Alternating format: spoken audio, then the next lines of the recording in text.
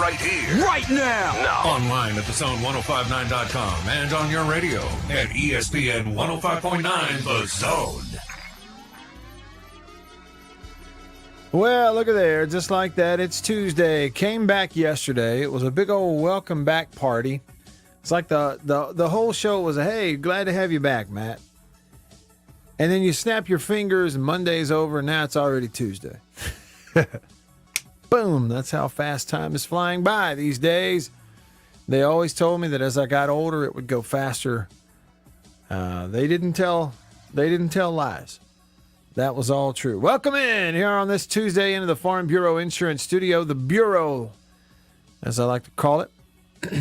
Farm Bureau Insurance across the great state of Mississippi. Say it with me. Go! With the home team. They are your home team at Farm Bureau Insurance. Also staying connected to you because of C Spire, the number one network in Mississippi. C Spire, customer inspired. All right, so welcome in. There's a long way in front of us on today's show. There's a lot to get to, a lot going on. What was said yesterday at SEC Media Days that I got a chance to kind of pick and choose a few things that I thought was kind of interesting. We'll take a look at it. What is being said today? More of that. For instance, today, day 2 of SEC Media Days going on in Hoover. You got live coverage happening all over the place, including right here, because I can. I got technology too.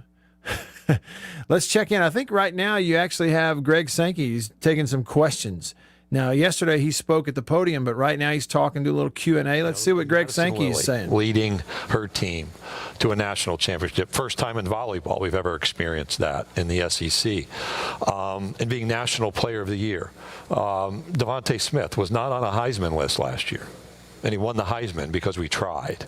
That's what we do in college sports. And we need to understand what's right while also understanding what has to be improved and changed. Because if we just ignore what's right and all we think about is the problems, we're going to make really bad decisions. Well, it's amazing what's been accomplished. I mean, a year ago this time. It's interesting. Yes. You're listening to a conversation going on right now, an interview on, I guess, on ESPN right now with Greg Sankey. And how about that quote? You know, you kind of get out of whack if you're always looking at what's wrong. You also have to consider what's right.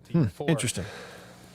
We now have a different scenario because COVID is still very much a part of our society. All right, I'm going to move on. I don't know about y'all, but I'm sick and tired of hearing about COVID. I mean, really and truly, like how much I understand that it's still out there. There was a quote yesterday from, Greg Sankey that made big headlines where he said, in the SEC this year, we're not going to do postponements, but we will have a cancellation if we have to, and that team will just have to forfeit if it runs into a COVID issue. And everybody's like, oh, COVID. I mean, I'll be honest with you, at this point, I'm ready to move on past it. I understand there's a variant, and we're doing vaccine. Okay, any of y'all think that the season's not going to start on time? Right, you don't have your hand up because it's going to start on time. So I'm just kind of tired of hearing about it at this point. All right. What I'm not tired of hearing is your feedback. If you're listening to me, listen up. All you folks on the radio, if you're listening live on ESPN 105.9 The Zone, Jackson Central, Mississippi, WRKS, we're live. This is a live radio show, which means I want to hear from you. Lots of ways for you to be a part of the show. You can text me on the Country Pleasing text line. Here's a number, 885 ESPN, 885 ESPN or 885-3776. Call me. I'd love to hear your voice today on the Davini Equipment phone line. Davini Equipment, Madison and in Jackson. Your Kubota dealer, the oldest Kubota dealer in the U.S. It's 995-1059, 601-995-1059. Speaking of, first up, on the Davini Equipment phone line today is Tide Man. Tide Man on line 1. What's up, Tide Man? Hey, good afternoon, brother. How are you? I need you to sort of talk me off the ledge a little bit here because I saw something and just made me very discouraged, and I wanted to get I don't think I've spoken to you about this or gotten your feedback on it, although I know you've talked about this, I'm sure, to the hilt on the program.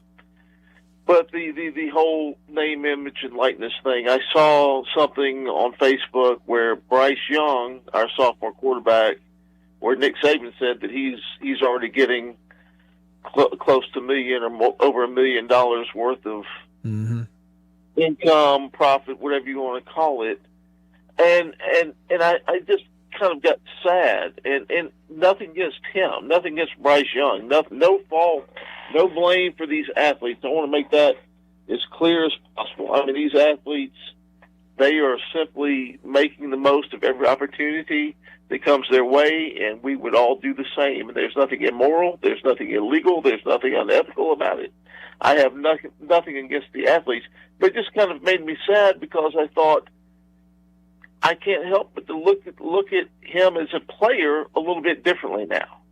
I'm going to. There's a part of me in the back of my mind. I'm going to wonder: is he? Is he comfortable now?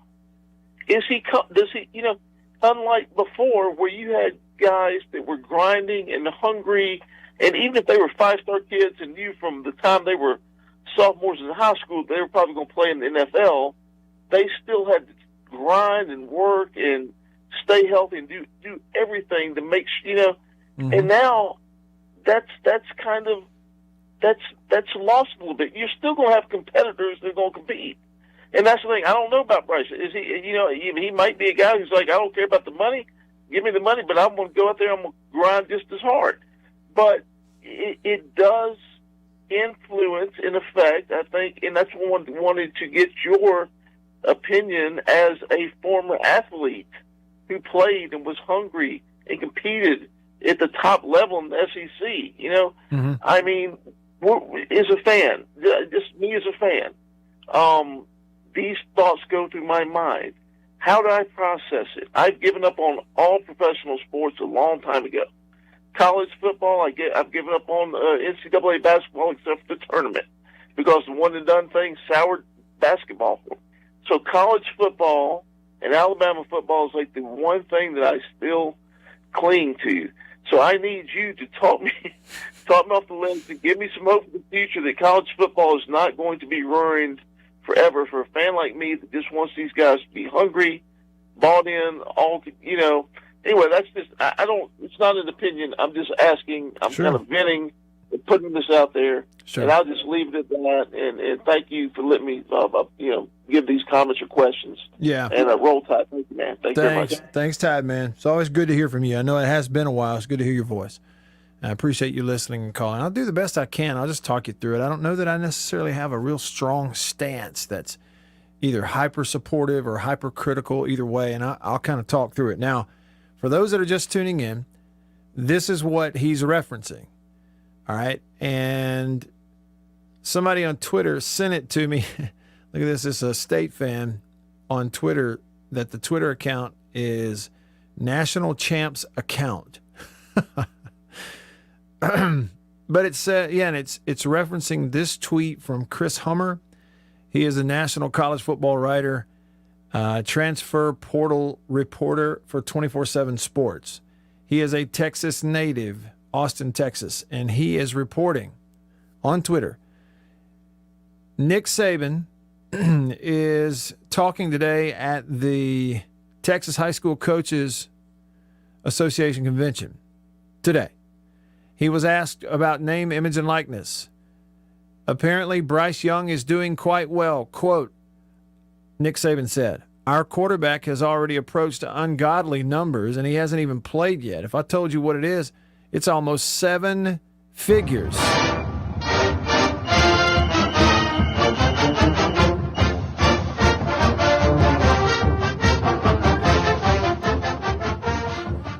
Bryce Young threw 22 pass attempts last year as a freshman backup quarterback at the University of Alabama. And he's good. He was great in high school. His high school, you watch his film, he reminds you of like a right-handed Tua. He should be good, and especially with the players around him, he ought to be great.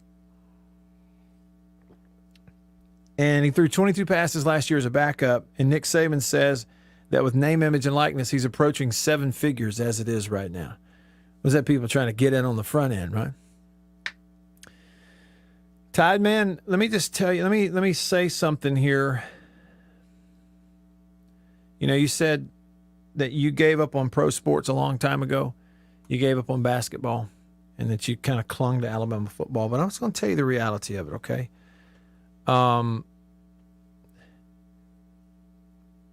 Bryce Young isn't the first Alabama player to approach 7 figures while in college. Okay, that's just a reality. And I'm certainly not saying that that's, that a 7-figure college player under the table is normal. I'm not saying that at all. But, okay, the reality of money in the pockets of college players and those kinds of things is, while now, because of this is a within the rules structure way to do it on top of the table, above the table, doesn't mean that it hasn't been happening under the table. Okay? So just that idea of lots of money in the hands of college athletes, just that idea, let's just go ahead and accept it. Okay? That's been going on a long time. Period. And it's the truth. Period. It's the truth. So now what? Okay. Now it's out in the open because there's so much revenue, there's so much money made by the schools, by the leagues, by the television partners, by the coaches. Coaches jumping from one job to another with no, ramifications or anything. That's always been a part of this, and it's grown to that point. So now some of this, there's a way now legally for the players to be able to, to cash in. Okay. And it be above board and out in the open and not feeling like you're some kind of criminal because, hey, there's a player at some school out somewhere who, he's a junior and he's scoring touchdowns and helping them win, but he's from a poor family and doesn't even have a car to drive, and somebody gives him a car to drive. Never hurt my feelings, never has, never will. Just is what it is. But I think the point that I'm trying to make to you, Tide Man, is it is what it is now. It's the world we live in now. And I understand what you're saying. You're going to look at him differently. You wonder, okay, is he as driven as he once was if he's got all this money now? It's an individual thing. It's a person-to-person thing. I don't know. I will tell you, like, for me, when I was in college, if at that age, if somebody had come along and loaded me up with lots of money and cash, what would they call like generational type of money, I probably would have gone crazy. I wouldn't have known how to handle it. It'd have been a disaster. It would have been an absolute disaster. I would have had to just totally let somebody else deal with it.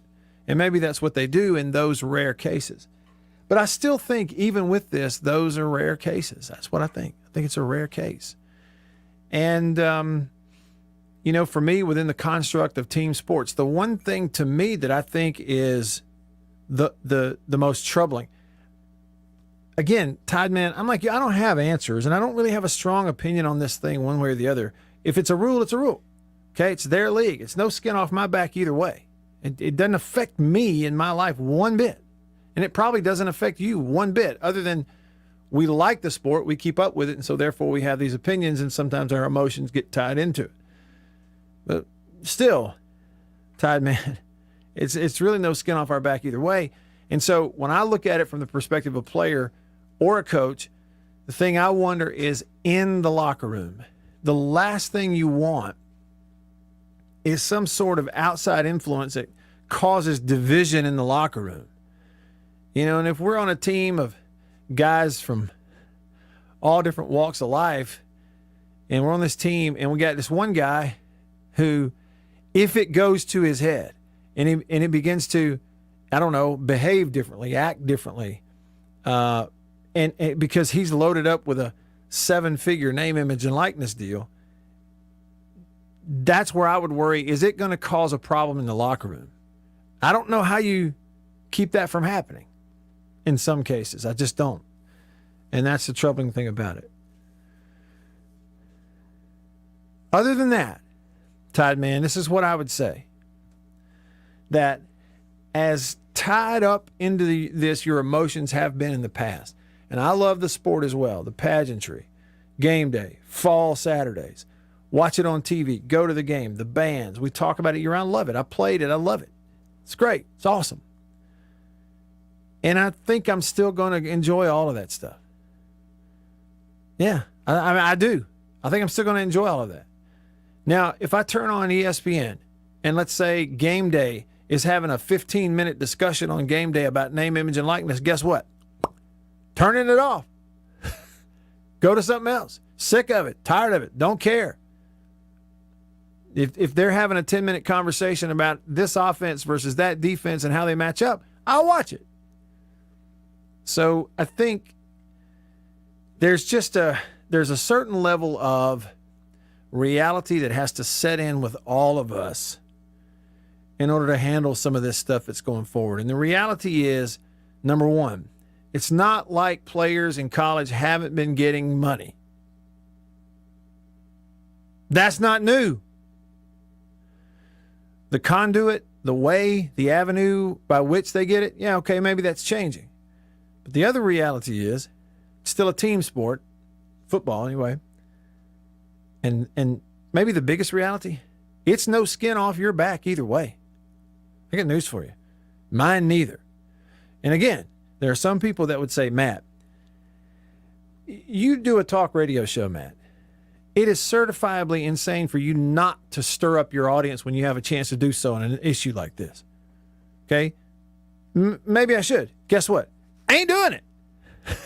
Not going to do it. I'm comfortable with trying to grasp the reality of all of this, and that's it. Woodrow texted me on the Country Pleasing text line and said, "What's up, Matt?" "What up, Woodrow?" "My man Scott from Peeville. He's a former Lion." And be Prattville to the outsiders. Scott, he said, "I bet Tide Man's dog's named Bear." Free American said, "I think Tide Man summed it up right. And that's what my family has been worried about. It does seem pros have that hunger once they get the money, so that's why we quit watching them." Many of them don't. Watch it over and over. Major League Baseball, NFL, NBA. Find a guy, works his tail off, plays great, gets the big payday, and he looks at it like a reward for what he has done instead of an investment in what he's going to do, and you never hear from him again. It'll ruin him. Squirrel, who does have a dog named Bear, says, "Do you consider yourself a sports journalist?" No, I certainly do not. Maybe even far from it, to be honest with you. Didn't go to journalism school. Don't care about it. You're like, "Oh, I'm a sports journalist. I'm a journalist. What's a journalist?" Don't care. Don't care one bit. One way or the other. I just don't care. Bass Dog said,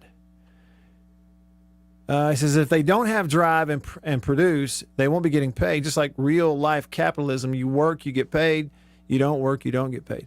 Well, and that's true to a degree, Bass Dog. But I think, when you're talking about high school recruits and like incoming freshmen getting the back of their truck loaded with benefits and cash, then that doesn't apply. It becomes a recruiting thing. And that's what most of college sports is worried about. But they've worked themselves into this situation. Let them work themselves out of it. That's the way I look at it. Kobe on line 1 of the Davini phone. What's up, Kobe? Thanks for calling. What's going on, Matt? I'm listening to the conversation, and I heard Tide Man, and I'm a big sports fan, and all I really care about is good games. Some fans, when they take their emotions, put them into it, and they start feeling certain ways, hear stuff like that. But you got to remember, the most of change comes naturally. Time naturally change. So this was going to come, if not this year, 10 years from now on. And rather than griping about, who can say what I think people really should be focused on is these kids' maturity. When they go pro, you see a lot of them mess up because they finally got money, and it's coming in regularly. Now they getting it straight out of high school. Now this is the most thinking, okay, let me get here. I can get the money faster, and I think the NCAA, one way to right their wrong, biggest thing they could do is just like these pro leagues have financial literacy and stuff like that. They need to step up, step in, and find a way to make sure these kids aren't getting taken advantage of. Because what's going to happen now is going to be a bigger difference in the cream of the crop and bottom of the barrel. And you're going to have some of the bottom of the barrel at the cream of the crop and cream of the crop at the bottom of the barrel. Because what happens when you get money too fast? Some of these kids who may end up making decisions that stop them from going pro because they had a 7-figure deal. No, you don't want that to happen, but now that these kids get paid, God bless them for it. They kind of deserve it, I just hope I'm kind of like Ty, man. I just want a good game on Saturday. I don't care who gets paid what. Kobe, here's what I think of, Kobe, as the music begins to play. It's something I heard a long time ago. Once upon a time, a man with money met up with a man with experience. And before it was all over, the man with experience got the money, and the man with the money got an experience. Preach, Matt. That's it. Y'all have a good day. Thanks, Kobe. Just getting started. In the Bureau. Stick around.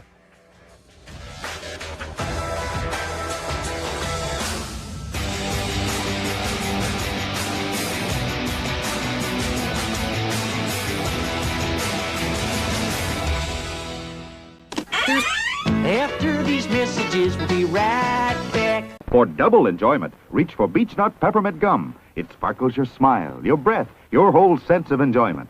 Beech-Nut Peppermint in the familiar yellow pack. Jeans do come true.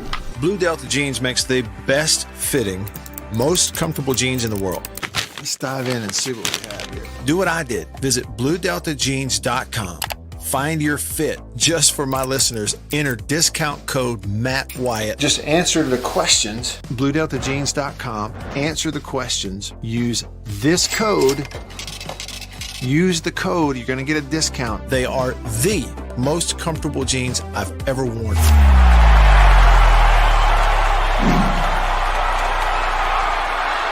Farm Bureau Insurance stands ready to provide financial relief to our communities in this time of crisis. This includes a one-time credit to all personal auto policyholders, a donation of $500,000 to the Mississippi Food Network, and additional payment options for those hit the hardest, all while continuing to service customer claims as well. But this is the time to go above and beyond. These are a few ways we're keeping the Farm Bureau promise. To learn more, talk to your agent or visit us online. Go with the home team.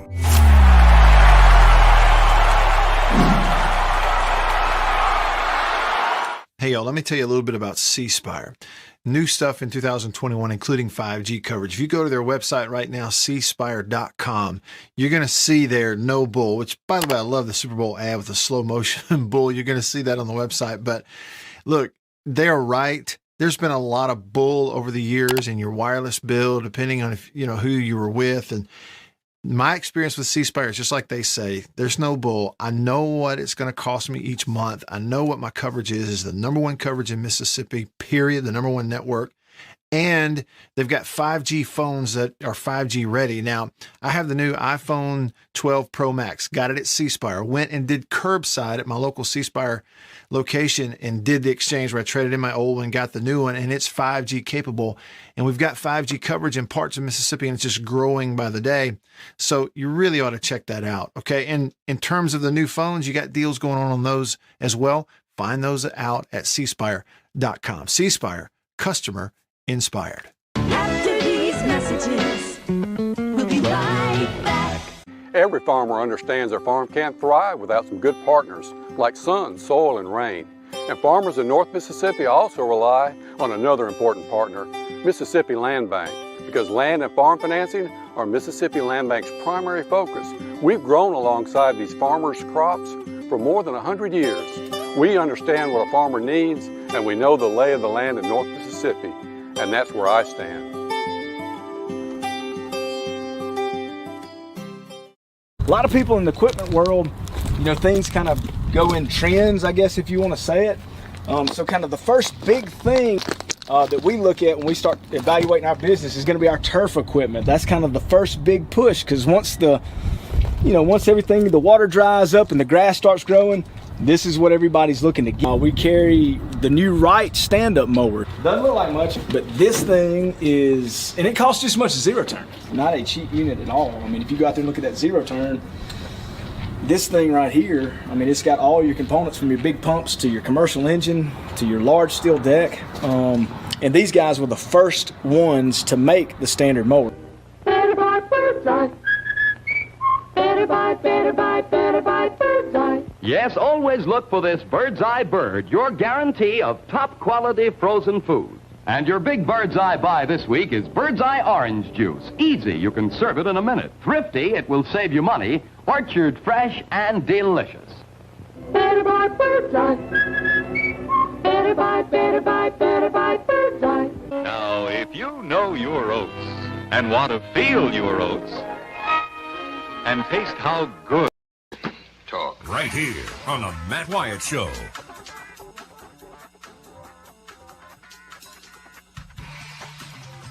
And another thing.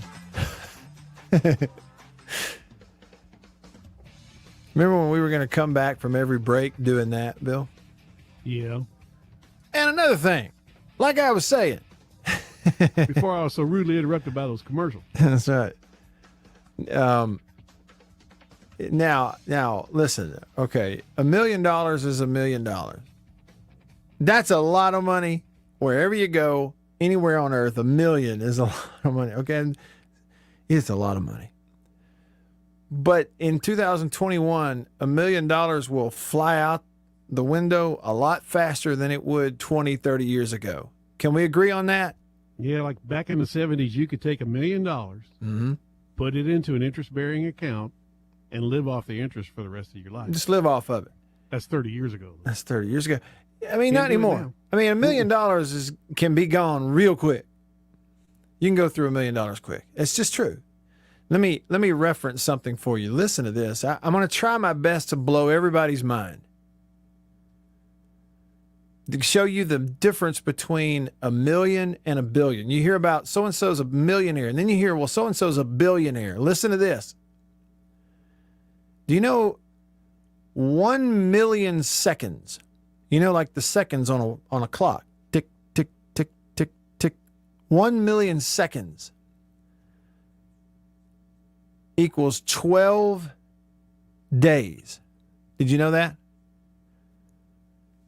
Doesn't sound like as much anymore. 1 million seconds will make 12 days. Do you know how many 1 billion seconds is equal to? 32 years. Think about the difference between $1 million and $1 billion. Think about that. Difference between $1 million and $1 billion. 1 million seconds is 12 days. 1 billion seconds is 32 years. Now think about somebody being a billionaire. That's a whole different deal, isn't it? Just watch one go into space today. Sure did. Hey, you got $1 billion. You want to go to space? You can go to space. Well, he's 200. He's worth 200 billion right now. The richest man on the planet. Isn't that something? And that flight today costs $200 million. Yeah. Just to go up for 11 minutes and come back. Drop in the bucket. Drop in the bucket for him. Let's see what these folks are saying here on the Country Pleasing text line. Dog Tired in Florence says, I know there are a few people happy about name, image, and likeness.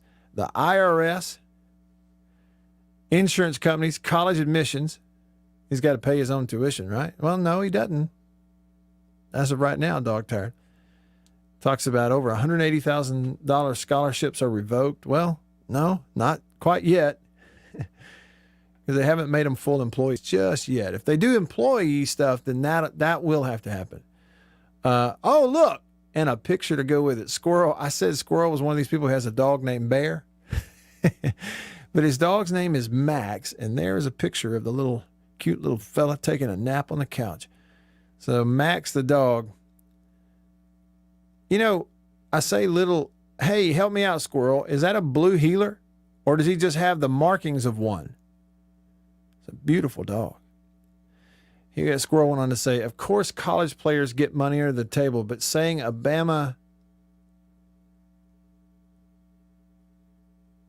Well, did I miss one, Squirrel? Squirrel, I think there's a text missing there that we got because it went from Bama, the word Bama, then the next thing that came through is the word hand. It says hand, a radio host can say anything on his own show, even if it's untrue. Then he says freedom, thumbs up. So Blue Heeler is the dog. I thought that was a Blue Heeler. That's a good looking dog right there. Squirrel, I think I'm missing a part of the text there because it didn't line up. You may have to help me out. Hey, let's go back and see, instead of worrying about what I said, let's see what some others say. Squirrel doesn't care what I say because I'm not an expert. Let's see what the experts are saying. Let's see if they're saying anything, according to Squirrel, more accurate than anything I say. Let's see here. We'll go back to yesterday. Let's start with the idea of players transferring from one school to another. Now, you're going to hear the question before Greg Sankey gives an answer. Listen closely to the question and then the way that Greg Sankey answers it. With the transfer rule, and I'm just using a hypothetical, maybe the quarterback 1 year at Florida is next year quarterback in Georgia. Does that concern you as an administrator when something like that is now a possibility? We had that last year. It was the quarterback from Florida was then the quarterback at the University of Arkansas with Felipe Franks. That's reality. We have coach. Okay, before I let it go, I just want to point out what just happened was somebody asked a question and said, let's just give you a hypothetical, Mr. Commissioner. Let's just say, totally made up here, let's just say that the quarterback at Florida winds up the quarterback at Georgia the next year. Does that not concern you? And he goes, it happened last year. Felipe Franks, quarterback at Florida. The next year, he was a quarterback at Arkansas. Okay, here's the rest of the answer. Coaches who will coach at Mississippi State one season and then coach at Florida. And we have assistants who migrate all over. We have athletics directors who've moved within the league. It does concern me. And the concern is that people don't manage themselves away from tampering and recruiting. So rosters aren't recruiting grounds in college sports and in the SEC. A young person who decides, hey, this doesn't work for me, who wants to leave, that does not cause me discomfort. That tampering piece does. Is there anything you can do to kind of police that, or what's your thought on that? Well, our presidents, as we were considering the change to allow interconference transfers, said, you're going to figure out a way to oversee this. What's the interim mechanism, which is we have information that comes to us and that would go to the NCAA enforcement staff. The question that lingers is, should we engage in more intentional oversight at the conference level? And that's, unfortunately, I'm halfway through my summer and I haven't answered what that oversight model would be, but that question has been asked of us by our presidents and chancellors. In other words, according to Greg Sankey, we've been told by presidents and chancellors we better figure it out. To not depend on NCAA and enforcement to, in some way, police the tampering of current rosters. But you, Mr. Commissioner, you better figure it out. And you better have a handle on it. That's basically what Greg Sankey said that he has been tasked with. Here's a couple of coaches that talked yesterday. You may find this interesting. First up, Dan Mullen. Now, they asked and they said, Coach, you lose 2 first-round picks and a second-round quarterback who was a Heisman finalist off last year's team.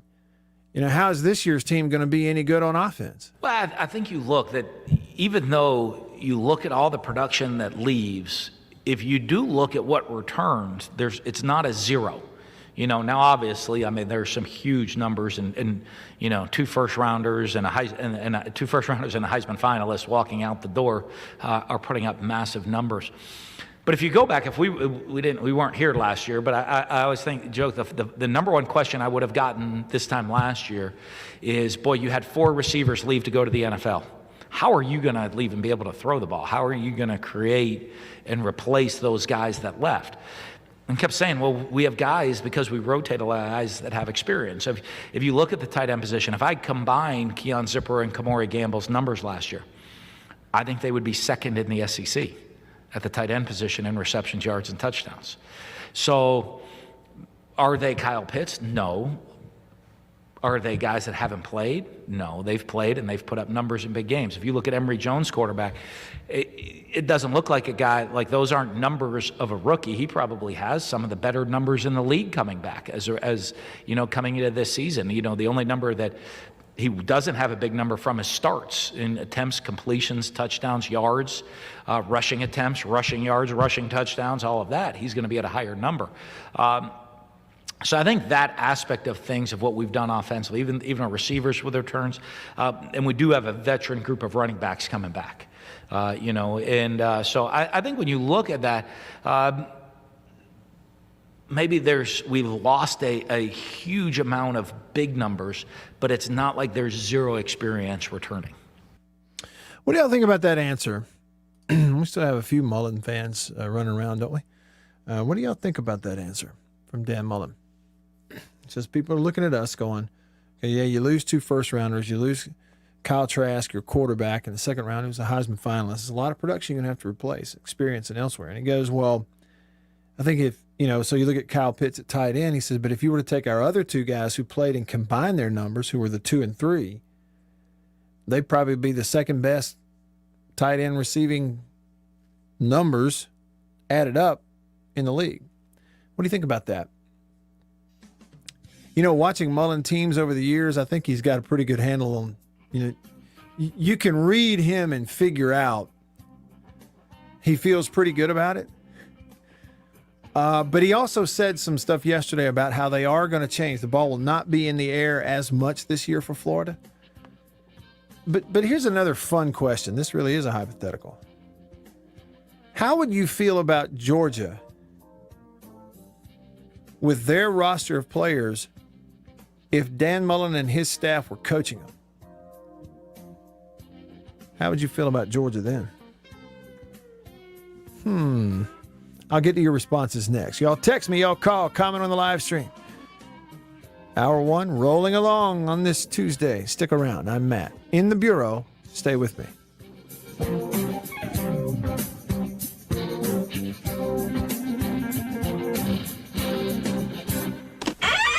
After these messages, we'll be right back. Arrived today. Jeans do come true. Thank you, Blue Delta.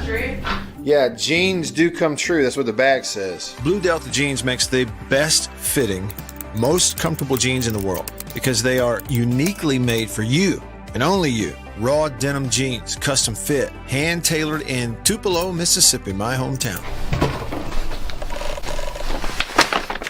Let's dive in and see what we have here. Do what I did. Visit BlueDeltaJeans.com.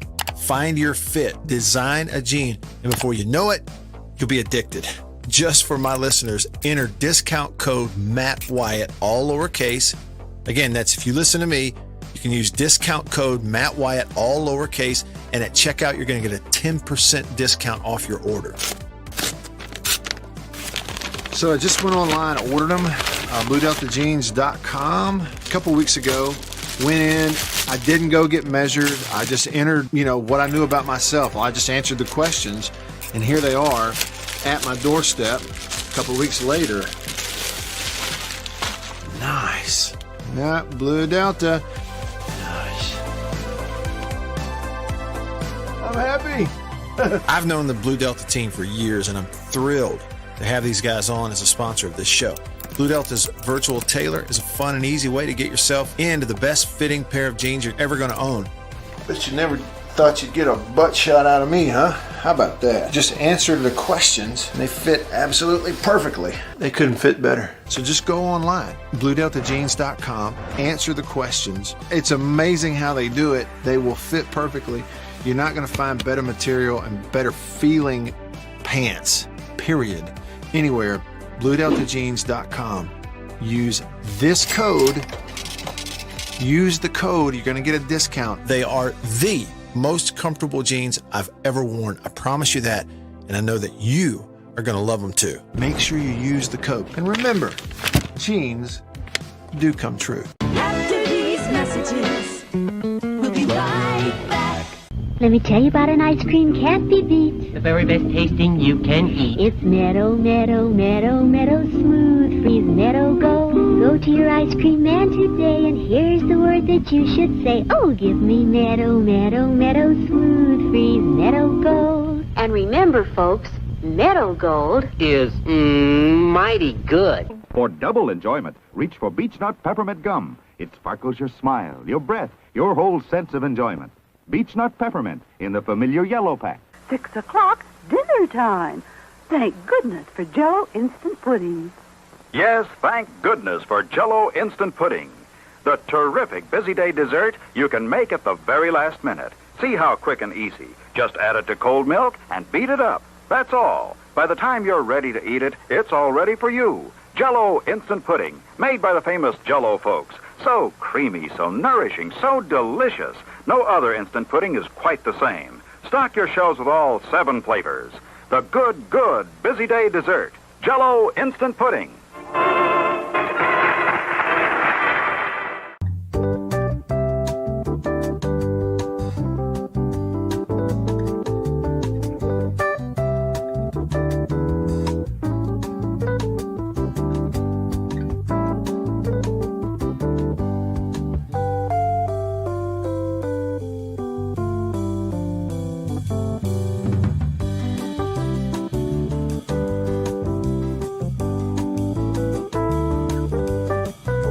Taller than his hair is. Nice hair! It's the Matt Wyatt Show on 105.9 The Zone and worldwide online at thezone1059.com. Yes, Finn answered it on YouTube. He said if Mullen can do anything in recruiting, he said he can do nothing in recruiting, but in developing players, he is an ace. I tell you what, he gets a lot out of them. He gets a lot out of them for sure. Hey, just so you know, you may want to take note of this and go grab some Chinese takeout. Today is National Fortune Cookie Day. I didn't know there was one, but it is. It's today. July the 20th is National Fortune Cookie Day.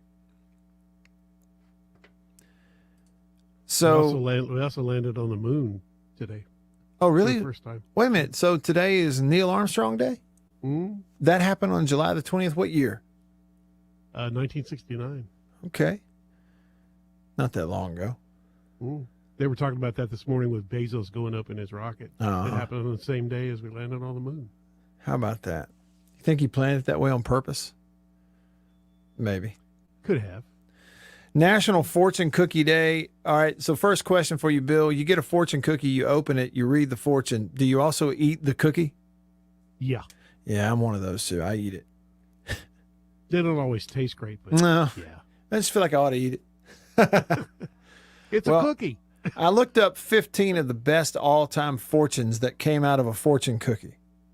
All right, so just imagine yourself, you've eaten your food, you take the fortune cookie out of the thing, you crack it open, and out comes the message, and it says this: you will be hungry again in 1 hour. Here's another good one. Somebody opened a fortune cookie, it says, now would be a good time to take up a new sport. Did you ever get that one? No, I didn't get that one. Okay. This one said, you are not illiterate. Now, keep in mind, he's reading it on a piece of paper. It came out of a cookie. Yeah. How about this fortune that came out of a cookie? 3 can keep a secret if you get rid of 2. One of them said, enjoy yourself while you can. What does that mean? Somebody got a fortune in one that says you laugh now, but wait till you get home. Here's one. Borrow money from pessimists. They don't expect it back. Another one gave you some good advice. It said, stop procrastinating starting tomorrow. And then finally, under the title, someone had to say it, a fortune cookie message that said, no one reads your blog. You know, the ones now give you those lucky numbers on the back. I wonder if everybody's ever won Yeah. those lucky numbers. With those lucky numbers? Yeah, I don't know. Speaking of numbers, Squirrel texted us on the Country Pleasing text line. He just clarified. He just said, no Bama player got paid $1 million. Not yet. Well, how do we know? How do you know? How do you know, Squirrel?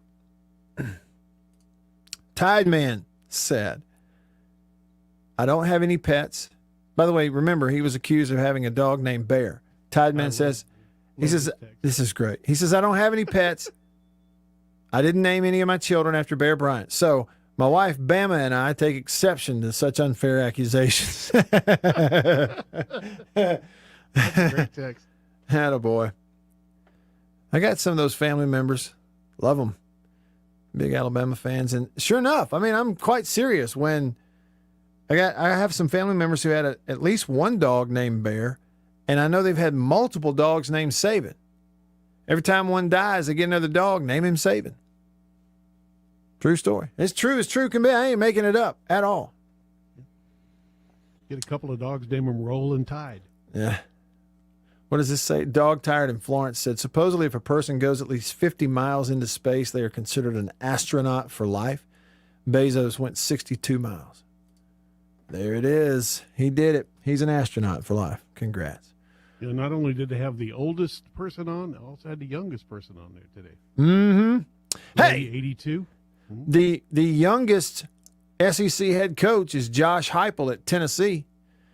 And he's flapping his gums right now at the podium over in Hoover, Alabama at day 2 of SEC Media Days. He's got a tough job on his hands at Tennessee.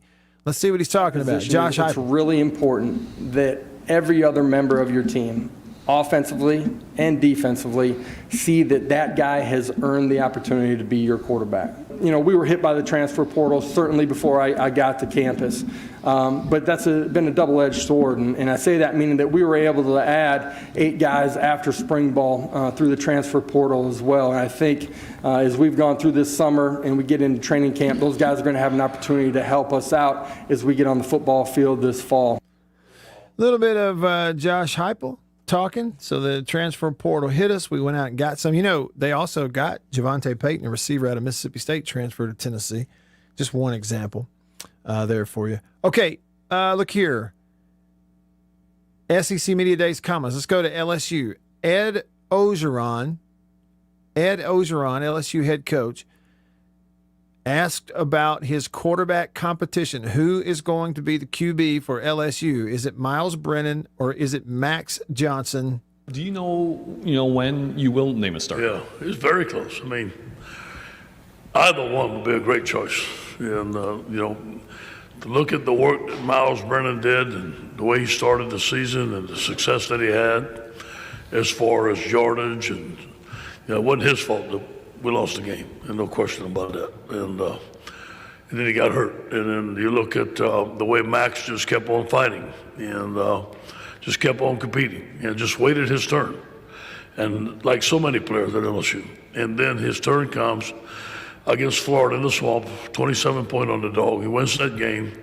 We come back and we beat a very good Ole Miss team. And he did some tremendous things in that football game. And so both of them have shown us that they can have a lot of success at LSU. So you only can play one quarterback, right? So there's an open competition. It's stick and tack. One day I can see Miles doing better. One day I see Max doing better. No one has pulled ahead of the other one. In my opinion, they're starting dead even going into camp. It's going to be a tight race. That's Ed Ogeron. They're dead even going into camp. One day one's better, one day the other one's better. Dead even going to camp. Going to be a tight race. Who's going to win it? All right, Miles Brennan is a junior. 6'4", 210 pounds. He's from the Mississippi Gulf Coast, went to St. Stanislaus High School. We all know that. He was a Gatorade player in Mississippi, his classification, his senior year. Bided his time. Bided his time? Bided?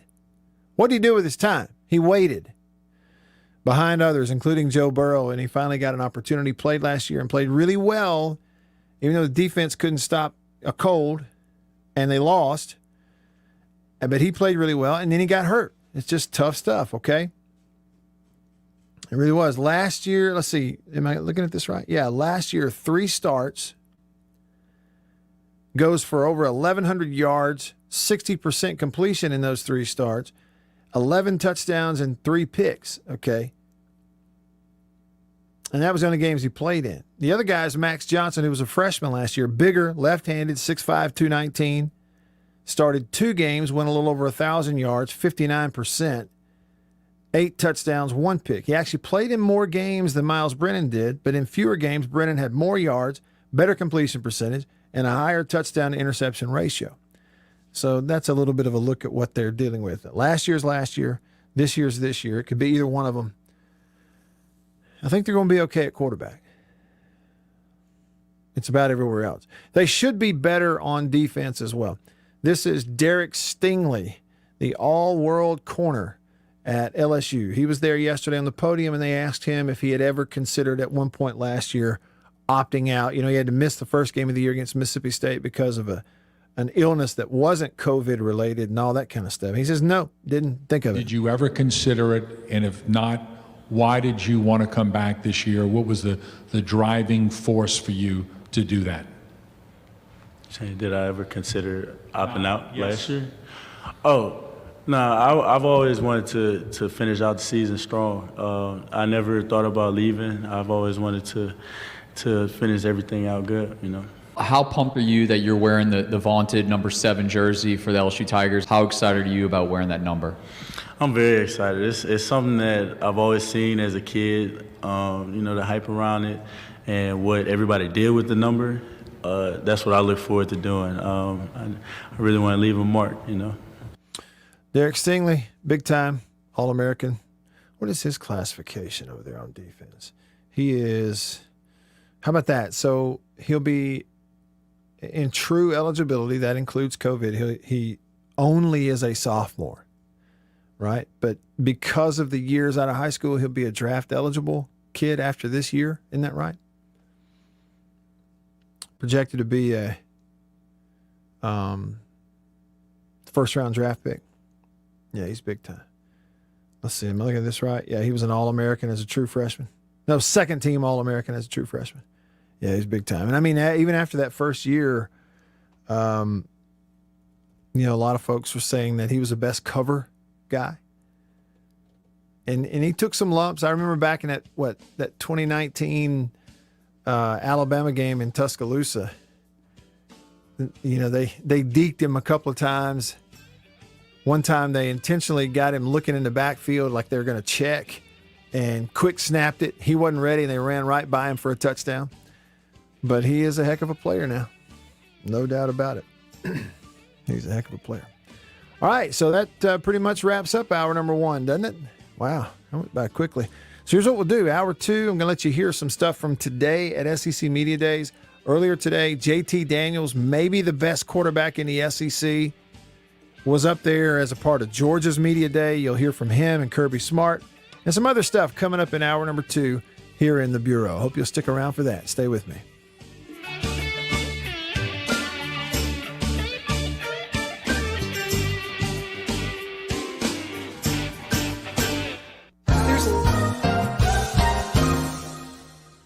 Farm Bureau Insurance stands ready to provide financial relief to our communities in this time of crisis. This includes a one-time credit to all personal auto policyholders, a donation of $500,000 to the Mississippi Food Network, and additional payment options for those hit the hardest, all while continuing to service customer claims as well. But this is the time to go above and beyond. These are a few ways we're keeping the Farm Bureau promise. To learn more, talk to your agent or visit us online. Go with the home team. After these messages, we'll be right back.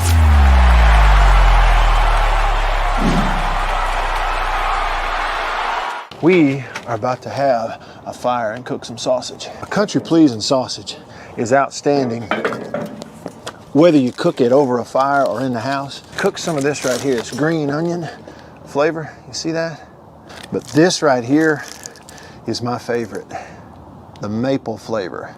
And this is great for breakfast. It's awesome cooking it in the house because it makes the whole house smell good. Oh yeah. Let's eat country pleasing sausage, the best, hands down. If you go to countrypleasing.com, you can actually order this and deliver it to your house. Country pleasing sausage, hands down, the best. Trust me. Davini Equipment, Spring Ridge Road in Jackson, Highway 51 in Madison. Hey y'all, let me tell you a little bit about C Spire. New stuff in 2021, including 5G coverage. If you go to their website right now, cspire.com, you're going to see their no bull, which, by the way, I love the Super Bowl ad with the slow motion bull. You're going to see that on the website. But look, they're right. There's been a lot of bull over the years in your wireless bill, depending on if, who you were with. And my experience with C Spire is just like they say, there's no bull. I know what it's going to cost me each month. I know what my coverage is the number one coverage in Mississippi, period, the number one network. And they've got 5G phones that are 5G ready. Now, I have the new iPhone 12 Pro Max, got it at C Spire, went and did curbside at my local C Spire location and did the exchange where I traded in my old one, got the new one, and it's 5G capable. And we've got 5G coverage in parts of Mississippi, and it's just growing by the day. So you really ought to check that out, okay? And in terms of the new phones, you got deals going on those as well. Find those out at cspire.com. C Spire, customer inspired. After these messages, we'll be right back. Jeans do come true. Blue Delta Jeans makes the best fitting, most comfortable jeans in the world because they are uniquely made for you and only you. Let's dive in and see what we have here. Do what I did. Visit BlueDeltaJeans.com. Find your fit, design a jean, and before you know it, you'll be addicted. Just for my listeners, enter discount code Matt Wyatt, all lowercase, BlueDeltaJeans.com. I just entered, what I knew about myself. I just answered the questions, and here they are. Nice. Yeah, Blue Delta. Just answered the questions, and they fit absolutely perfectly. They couldn't fit better. So just go online, BlueDeltaJeans.com, answer the questions, use this code. Use the code, you're going to get a discount. They are the most comfortable jeans I've ever worn, and I know that you are going to love them too.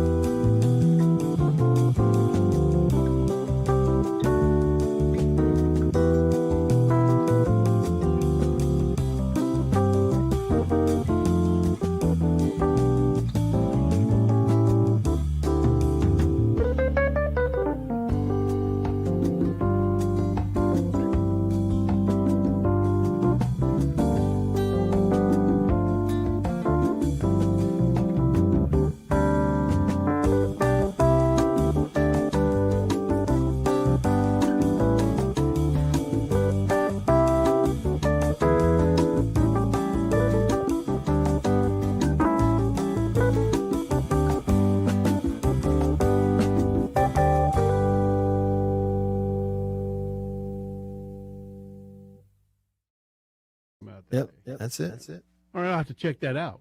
Yeah. And go through. After these messages, we'll be right back. For double enjoyment, reach for Beech Nut Peppermint Gum. It sparkles your smile, your breath, your whole sense of enjoyment. Beech Nut Peppermint. WRKS Pickens Jackson. Time. It's time to get back to the Matt Wyatt Show. Live in the studio. Online at thezone1059.com and on your radio at ESPN 105.9 The Zone. Hey, here we go. All right. Hour number 2 of the show off and running in the Bureau, the Farm Bureau Insurance Studio. Farm Bureau, go with the home team. They are your home team at Farm Bureau Insurance across the great state of Mississippi. Your hometown heroes, that's your local Farm Bureau Insurance agent. Staying connected to you because of C Spire, the #1 network in Mississippi. What do y'all want to talk about? It's Tuesday. It is the 3rd week of July. Next week will be the last week of July. We'll get into August and football practice will start. Now, I guess it's possible there may be some out there starting at the end of July. But we're getting closer and closer. NFL training camps are about to get underway. Pretty soon we'll have Hard Knocks on HBO. The cameras behind the scenes of an NFL training camp following around Dak and the Cowboys. And so it's picking up.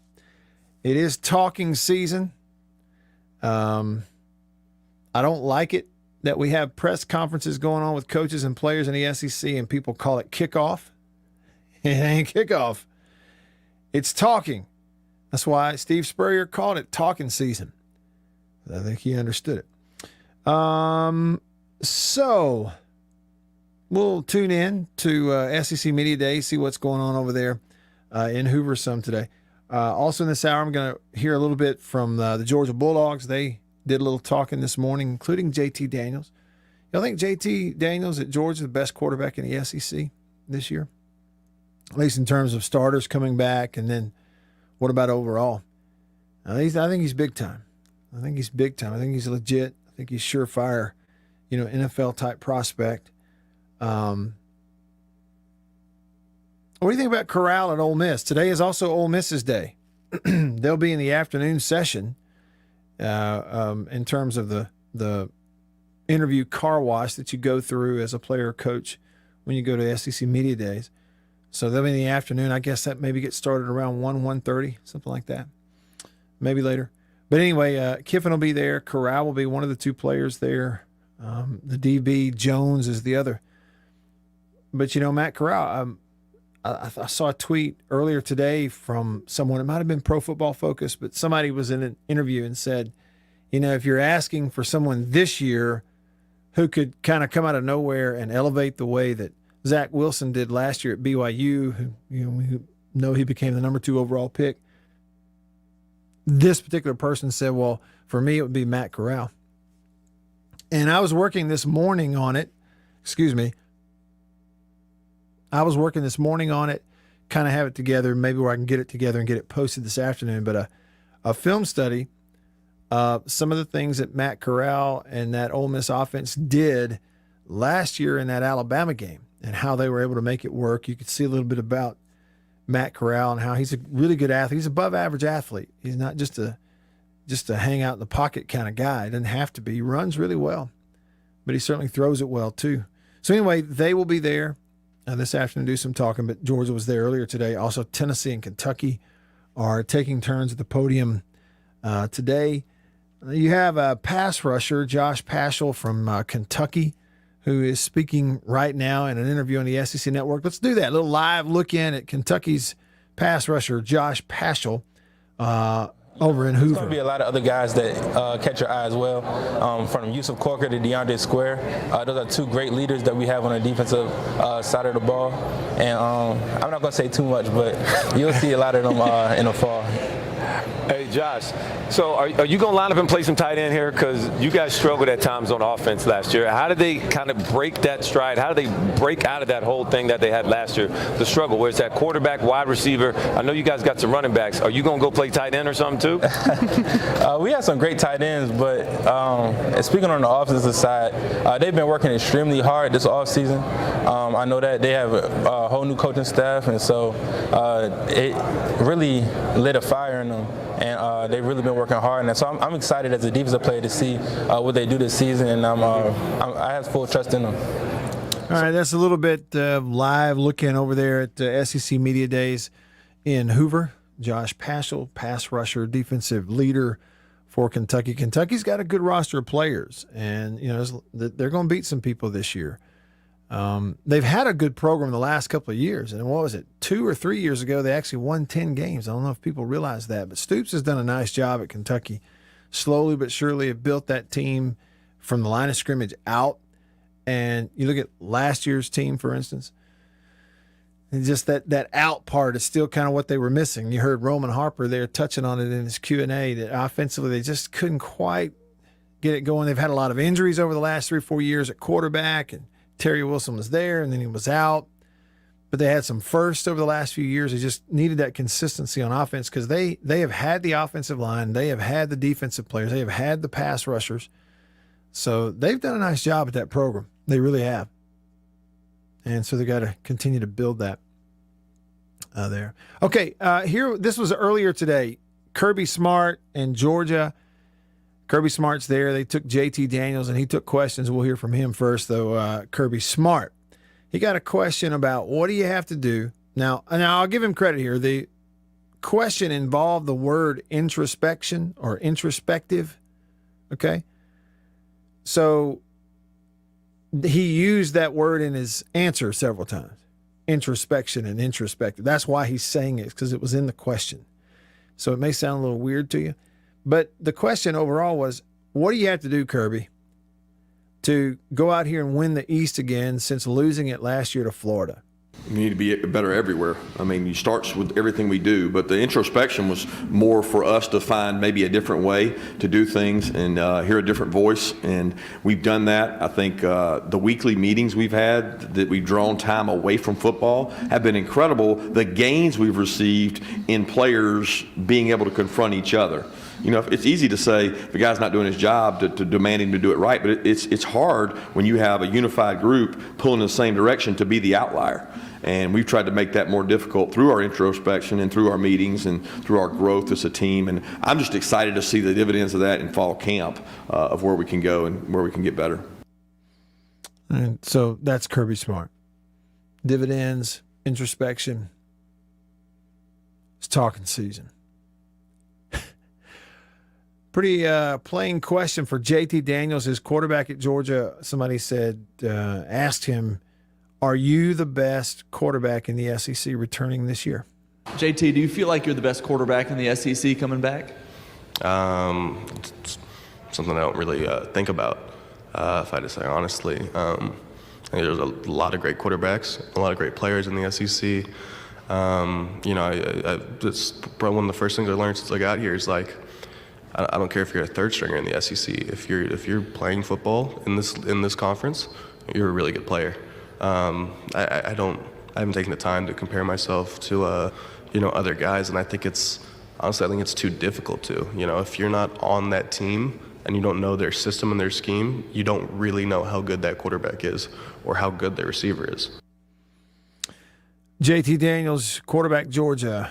His coach said he's a films guy. He watches a lot of film. Got a question about it. Coach Smart was just saying that you're a big-time film guy in the offseason. Have you had a chance to break down Clemson's defense a little bit? And what does a game of that magnitude do during fall camp to kind of get you guys focused and ready, knowing that you're getting ready to face a top-5 team right out of the gate? So you definitely do. I've been looking at it. I'll be looking at it specifically when that time comes. I follow a strict schedule for a lot of reasons. But in terms of that game being as big as it is, it's a national TV game. It's a 7:30 kickoff. It's a big deal. But I think it's important for us to, as good as Clemson is, to not look at them as any different from any other opponent. It's at the end of the day, we're going there, we're playing football. That's what we do. And there's a lot of really talented, really good football players. I think they have a great coaching staff. They have strong schemes on both sides of the ball. But football is football, and we got to go out and play our game like we would against any other team that will play for the rest of the season after that. That's JT Daniels over there. I like the way the guy talks. I think he's got his head screwed on straight. I like watching him play. It's really impressed with him last year. You know, he was excellent on third downs. I could go back and look it up. He didn't play in just a ton of games, right? Because he missed the first part of the season for Georgia.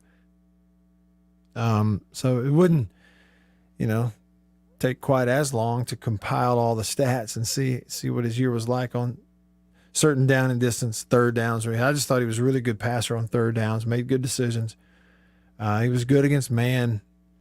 Had to be because teams were loading up, playing man-to-man, stopping their run game, and he still hit big plays, threw the ball down the field. 6'3", 210. He's a little bigger than you realize. But, okay, so before he got to Georgia, JT Daniels had 12 starts at USC. And y'all correct me if I'm wrong, but if he's a sophomore now, last year was a free year. Yeah, that would mean he started as a freshman. And don't we remember that? Yeah, it was a big deal that he won the starting job at USC as a true freshman. Anyway, and he had an injury in there somewhere too. 12 starts at USC, and in those 12 starts out there, he goes 15 touchdowns, 11 picks, 61% completion, a little over 2,800 yards. Last year at Georgia, started 4 games, goes for over 1,200 yards in those 4 games. Now, so that's averaging 300 and something. But, he threw for over 400 against State, for over 400 against Cincinnati. But in 4 starts last year at Georgia, he was good, very good. 4 starts, 1,231 yards, 67% completions, and 10 touchdowns and only 2 interceptions in those 4 starts. They've got something with him. I firmly believe that. They got something with that kid. And they've got the pieces around him, too. We talk about the Kirby Smart teams overall kind of sort of underachieving a little bit for the way they recruit, kind of getting there, not quite getting over the hump. Of course, they always seem to bump into Alabama somewhere along the way. But maybe the one thing they haven't had is a guy like JT Daniels. They might have had him with Justin Fields, but he transferred. All right, let's head over to the phone line, Davini Equipment phone. Hanging on line 1, Lynn. Appreciate you calling, Lynn. What's up? Hey, Matt. Hey, man. How you doing? I'm all right. We're still national champions. Still are. That's right. Hey, I wanted to point out something I think we all overlook a lot that you just heard J.T. Daniels say. He said everybody in an SEC team is a good football player. Mm-hmm. And I think that's just very true. Yeah. You don't get to do that if you're not a good football player at that level. You just don't. But what I was wanting to ask is, we always look at what makes a good team. What's the hardest position to play in college football, in your opinion? For me, Lynn, it's an easy answer, and it's cornerback. Now, I was of the same mind. Yeah. What's your reasoning? You can't teach that. You can't teach it. You can't teach reaction. Mm-hmm. I don't know how right or wrong I am, but you can't teach a guy how to react to what a guy's doing ahead of him. Well, and what I say is, okay, as a corner, it's one thing to say that receiver over there runs a 4.4. You, as a corner, also run a 4.4. Now, I want you to cover him because you got the same speed. It's one thing to say that, but it's another thing then to go, oh, by the way, he, the receiver, knows where he's going. You, the defender, you got no idea where he's going. You're going to have to figure it out on the fly. And like you say, react. And because of, you have the necessity to be able to run down the field and cover people one-on-one, you generally are getting smaller guys, right? Like a big corner is 6'2", but they're rare. Yeah. Well, you also have to fly up the field and play on the line of scrimmage and tackle the run game because what are they doing? Nowadays, everybody throws bubble screens at you, smoke screens. A lot of times, they're formationing away from you. I was watching highlights yesterday working on a film study for Emmanuel Forbes, the freshman corner at Mississippi State last year. He had a really good year, and he's on the Bednarik list this year. Well, there were a lot of times where when the formation's away from him, they'd walk him down on the end line of scrimmage, and he's standing right next to the defensive end, coming off the edge. And you go fly in there and take on a block and play the run game. So that's why I say altogether corner is the hardest position to play.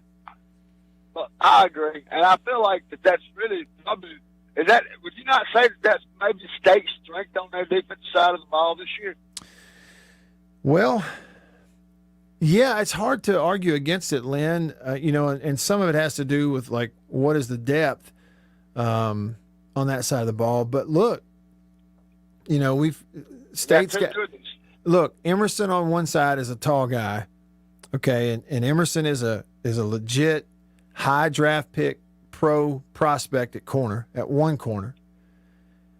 He's only one, so he's still young. He's only 1 year older than Forbes on the other side, who, like I say, was a true freshman last year, and he's 6 feet. So, see, they list Emerson at 6'2", 195, and like I said, he's high up on a lot of draft boards, and he's only a sophomore. Forbes, a freshman last year, 6 foot 180, and just makes plays and was it was like a freshman All-American.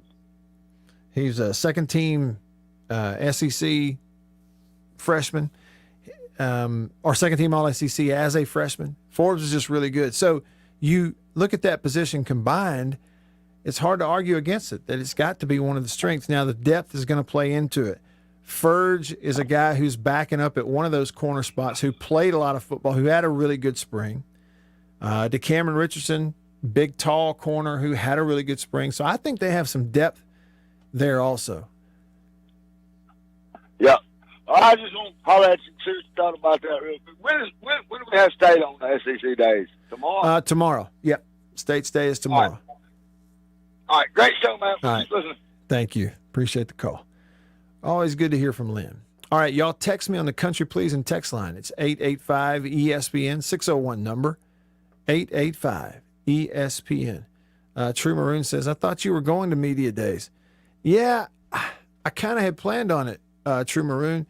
I was telling everybody yesterday that it's really nobody's fault but mine. But they have COVID restrictions in that hotel, so they're doing about half as many radio shows on Radio Row as they normally do. And what you had to do, it was a first come, first serve thing as far as taking your credit card and giving it to the SEC to basically pay for the tables and chairs. So, like, really early on, I have a credential. I did that. I got the hotel room.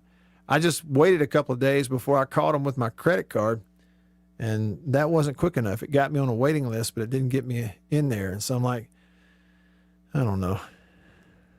So I'm not there. I got a credential there waiting on me. I'm still debating on whether I ought to go tomorrow or not. But we're covering it pretty good over here, aren't we, Bill? Yeah, we're doing okay. And, so as bad as it is, nobody's fault but mine, but as bad as it is, it's the truth. And I said this yesterday. It seemed like for years I'd kind of been looking for an excuse not to go. And so maybe I finally had a good excuse not to go. I don't know. Matt Daddy said, what? Come on. Matt Daddy, are you serious? Is this happening? What was today, like the first day of training camp? What in the world? I'm going to Google this. Matt Daddy just texted me that Cam Akers has gotten an injury. For the Rams. 2 hours ago, a report. Los Angeles Rams running back Cam Akers is going to miss the entire 2021 season with a torn Achilles. Oh, no. That's awful. Los Angeles Rams running back Cam Akers from Clinton, Mississippi has a torn Achilles. A source tells ESPN's Adam Schefter that the second-year star is expected to miss the whole season. Suffered the injury while working out and underwent testing to confirm the diagnosis. So that's what I'm saying. I mean, training camp's not started. The Rams announced Akers' injury this morning, but did not disclose an official timeline for how long he will be out. And there it is, an official Rams tweet. Cam Akers sustains torn Achilles. He was expected to be the focal point of their running game this season. After a rookie campaign when he averaged 113 yards from scrimmage over the final 7 games, including in the postseason. Awful. 22 years old. Well, if there is a silver lining at all, it's that he is so young. He's 22 years old. His entire career is in front of him. He can recover from that, but it's I wouldn't want to say disposable position, because if you're good, any position, you're not disposable. No, running backs are valuable, but it's not like running back was 15, 20, 25 years ago in the NFL. And, the fear, I'm sure, for somebody like Cam is that they'll move on pretty quickly. And there's good ones coming out, but guys do recover from Achilles and they do come back. So we wish them all the best. Back over to the phone, Davini Equipment phone line. I got about a minute here, Chris. Chris on line 1. What's up, Chris? How you doing, Matt? All right. Thanks for calling. I will say this for all your listeners, and I'm pretty sure that most of them will echo what I got to say, is that SEC Media Days is basically just a charade to put something on TV. Yeah. That's the first point I got to make. Second and most important thing I got to make is that none of us want you to go over there if you're not going to do the radio show from over there. Yeah. Because we don't want to have to listen to the absolute junk that they're going to put on in your spot. Well, I appreciate the vote of confidence, Chris. And have a good day. Hey, thank you, man. And I will tell you, really and truly, talked about it with Bill, talked about it with Annabeth. The priority is doing the radio show.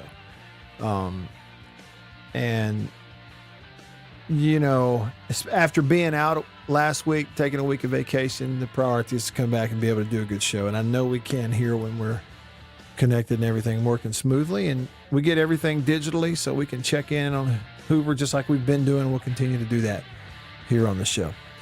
Hour 2, off and running in the Bureau. I'm Matt. Stick around.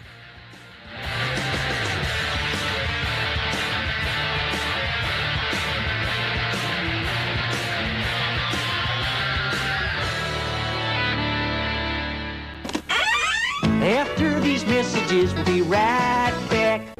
Better buy Birdseye. Better buy Birdseye. Yes, always look for this Birdseye Bird, your guarantee of top quality frozen food. And your big Birdseye buy this week is Birdseye Orange Juice. Easy, you can serve it in a minute. Thrifty, it will save you money. Orchard fresh and delicious. Better buy Birdseye. Better buy Birdseye. Now, if you know your oats and want to feel your oats and taste how good an oat cereal can be, well, you'll go for Cheerios. Great way to start the day with really great eating. That's Cheerios, one of the few foods made from oats. The tasty cereal grain everyone should have at breakfast. Crisp and golden as only a toasted oat cereal can be. And nourishing? Why, a Cheerios breakfast gives you the power protein that grown-ups need to help stay in trim and youngsters need to grow on. Toasted oat goodness, toasted oat flavor, a delicious power breakfast. That's Cheerios. Let me tell you about an ice cream can't be beat. The very best tasting you can eat. It's Meadow Smooth Freeze Meadow Gold. Go to your ice cream man today and here's the word that you should say. Oh, give me Meadow Smooth Freeze Meadow Gold. And remember, folks, Meadow Gold is mighty good. For double enjoyment, reach for Beech Nut Peppermint Gum. It sparkles your smile, your breath, your whole sense of enjoyment. Beech Nut Peppermint in the familiar yellow pack. 6 o'clock, dinner time. Thank goodness for Jell-O Instant Pudding. Yes, thank goodness for Jell-O Instant Pudding. The terrific busy day dessert you can make at the very last minute. See how quick and easy. Just add it to cold milk and beat it up. That's all. By the time you're ready to eat it, it's all ready for you. Jell-O Instant Pudding, made by the famous Jell-O folks. So creamy, so nourishing, so delicious. No other instant pudding is quite the same. Stock your shelves with all 7 flavors. The good busy day dessert. Jell-O Instant Pudding.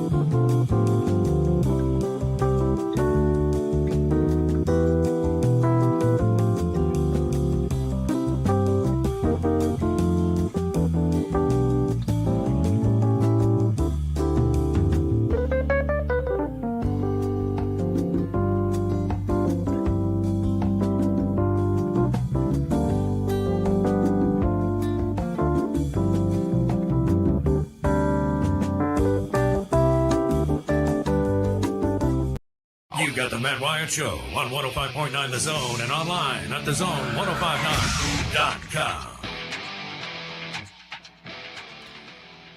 All right, back with you. I'm Matt in the Bureau.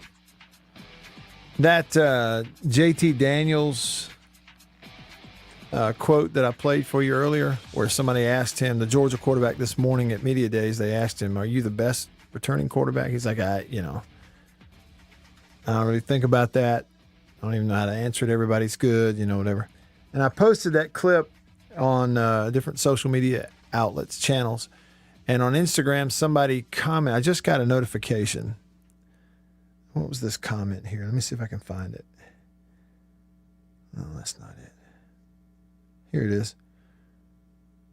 So somebody on Instagram commented and said, he isn't the third best quarterback in the league. See, now that's what I'm talking about.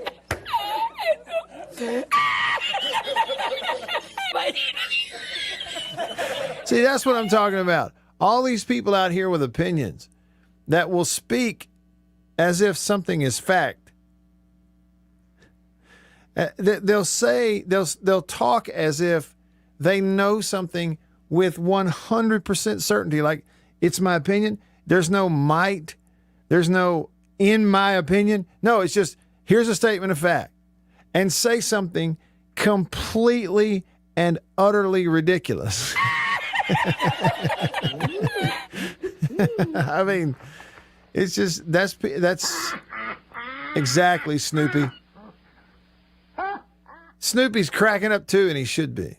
Exactly. Just say something completely out of left field. And that's what you get. All right. We've been doing a countdown of 100 teams in 100 days on the show.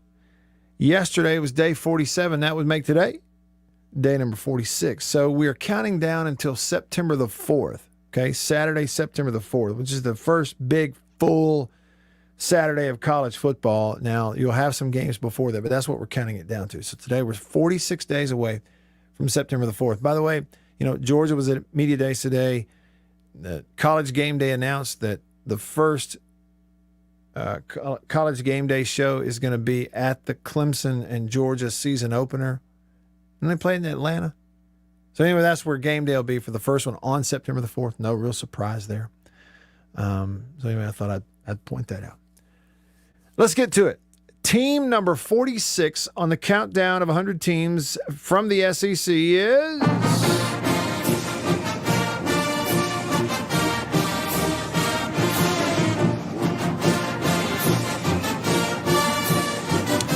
the Missouri Tigers.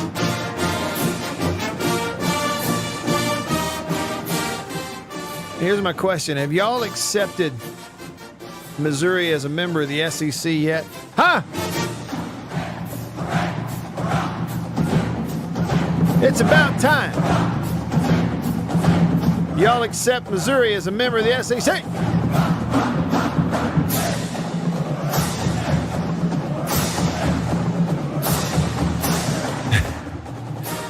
Hey, don't ask the homecoming queen, Bill. Yeah. The only complaint I have is that they're in the East. The only thing they're east of is west. They're west of the Mississippi. I Come mean, on now. They're east of California. Okay, I'll give them that. They bring them in here and put them in the Eastern Dadgum Division. Stupid. Don't get me started on that. Yeah, that's so stupid.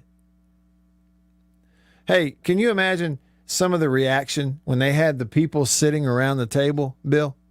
When they made this decision back when Mike Sly was the commissioner of the SEC, hey, y'all, listen, this is what we're going to do. What? And everybody's like, are you serious? So we're going to expand. Yeah, we're going to expand. We're getting 2 teams. What 2 are we getting? Commissioner?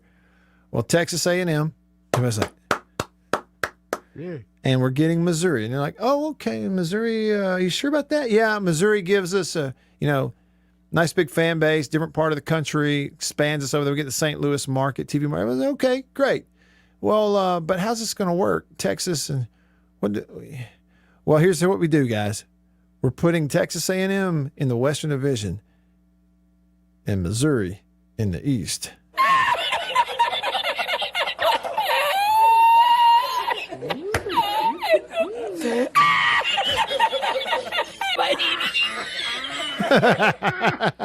Thanks, Snoopy.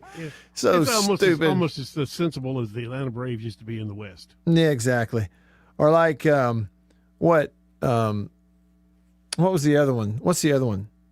Well, I mean, it's like putting Auburn in the West. Yeah. I mean, come on.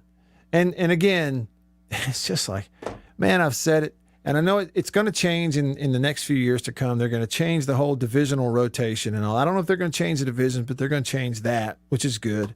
Mullen basically said it yesterday, and so he knows it's going to change.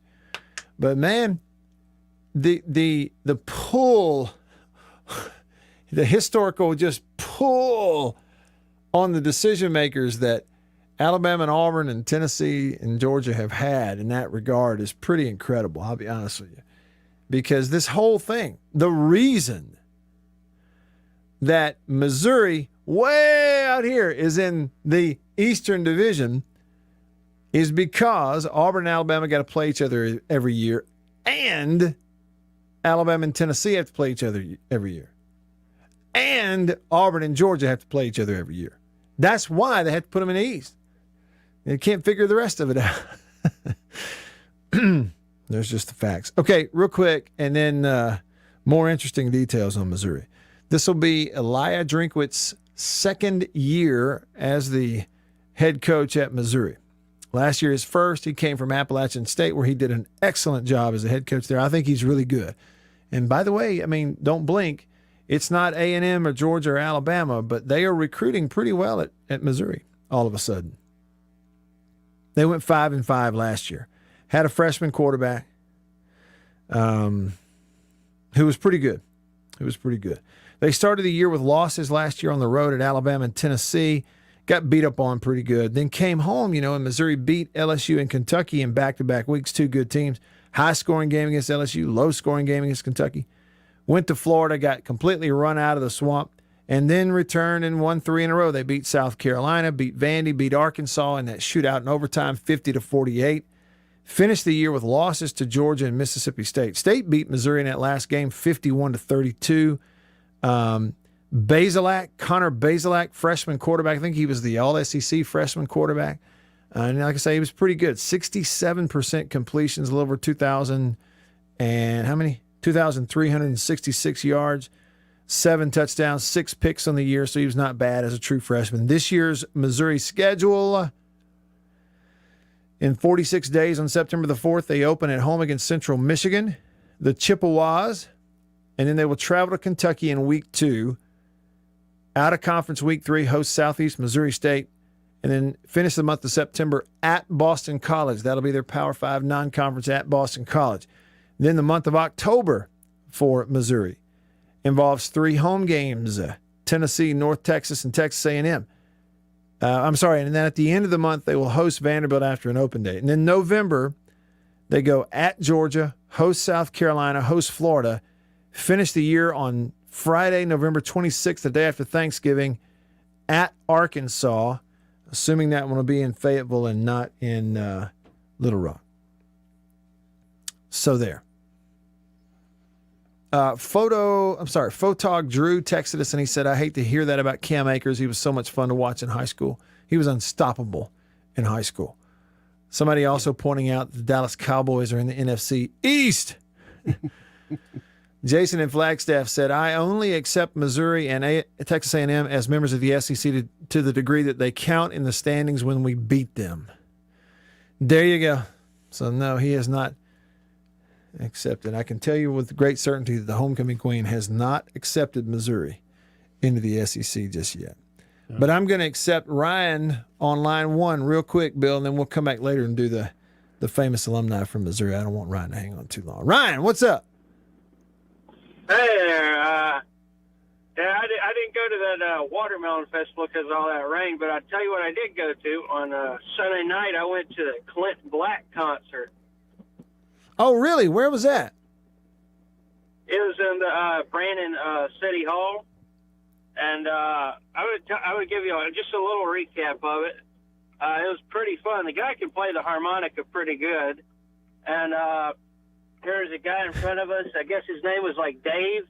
And he kept on shouting at Clint Black, you know, my name is Dave. My name is Dave. And then right when he was coming out,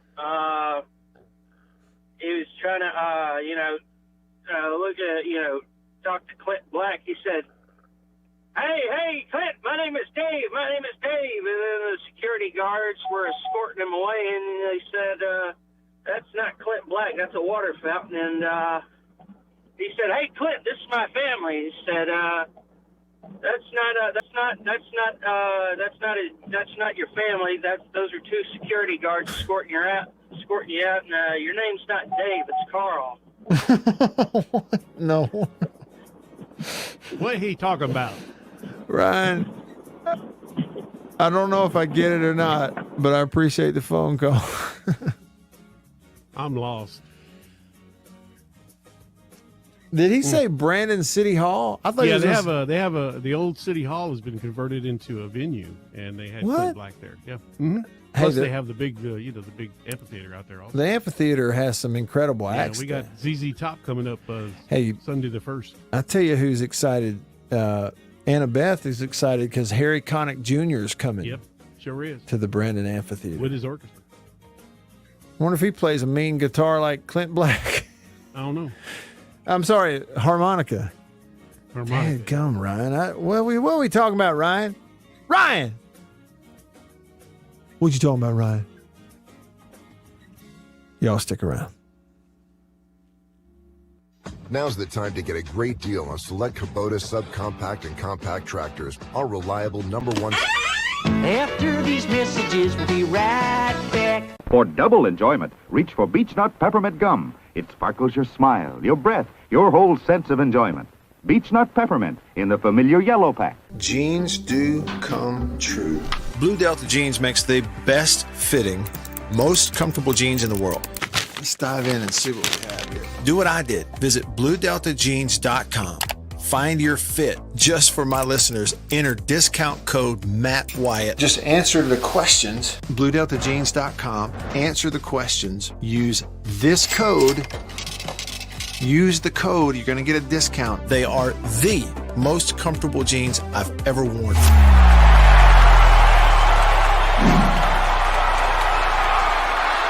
Farm Bureau Insurance stands ready to provide financial relief to our communities in this time of crisis. This includes a one-time credit to all personal auto policyholders, a donation of $500,000 to the Mississippi Food Network, and additional payment options for those hit the hardest, all while continuing to service customer claims as well. But this is the time to go above and beyond. These are a few ways we're keeping the Farm Bureau promise. To learn more, talk to your agent or visit us online. Go with the home team.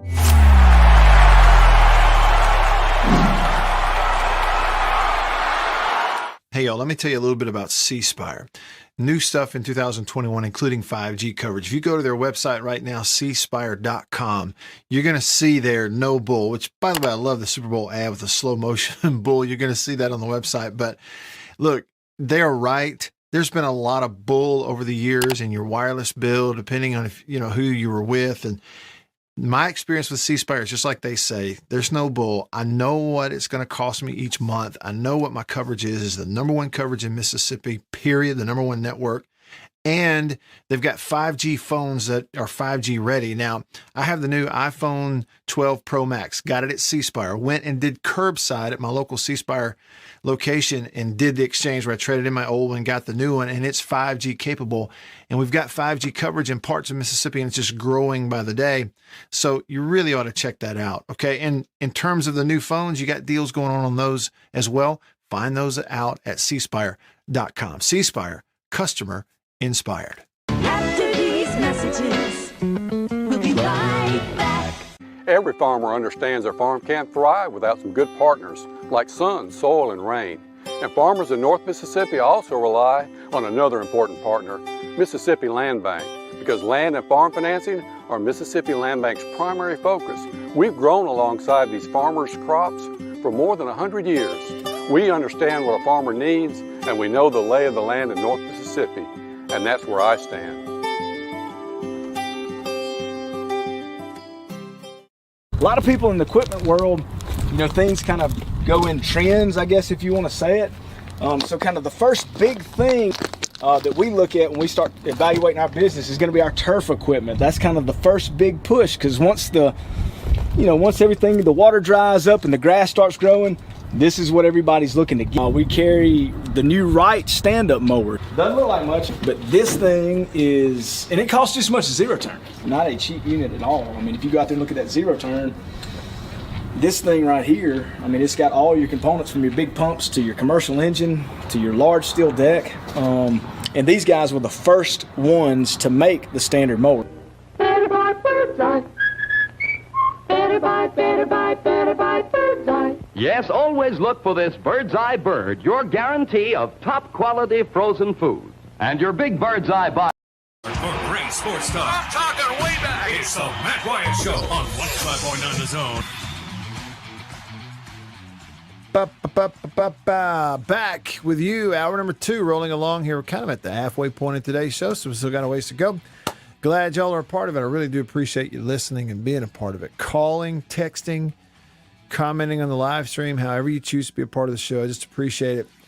If you're watching the live stream, Facebook, YouTube, hey to y'all. Feel free to pop a comment in there, and I'll see it. Text me on the Country Pleasing text line right there, 885-ESPN or 885-3776. Or give us a shout over here on the Davini Equipment phone. Davini Equipment, Madison and in Jackson, your Kubota dealer, the oldest Kubota dealer in the U.S. In fact, means they've been doing it better, longer than anyone else. Let's check in live. SEC Media Days over in Hoover, Alabama. Mark Stoops, head football coach, Kentucky, got a good program. They've built it up. Taken them 10 years to do it. They have, and he's talking right now, taking a few questions. Let's see what Coach Stoops is saying. Systems, and ultimately came down to Liam. And so I have full confidence and trust in him, and that is part of his system, part of the offense, to be able to play action pass and get the ball down the field. I felt like this spring we got the ball down the field better than we have in years, so I feel very good about it. He's talking about Liam Cohen, who is in Kentucky and Lexington now as the new offensive coordinator. Stoops, Drew DeArmond, WZZN Radio, Huntsville, Alabama. I wanted to ask you a two-part question. First, about the transfer portal addition of Dare Rosenthal along your offensive line and the impact he could make. And then second, I've asked you about him before, but how have you seen Huntsville native John Summerall grow as a coach?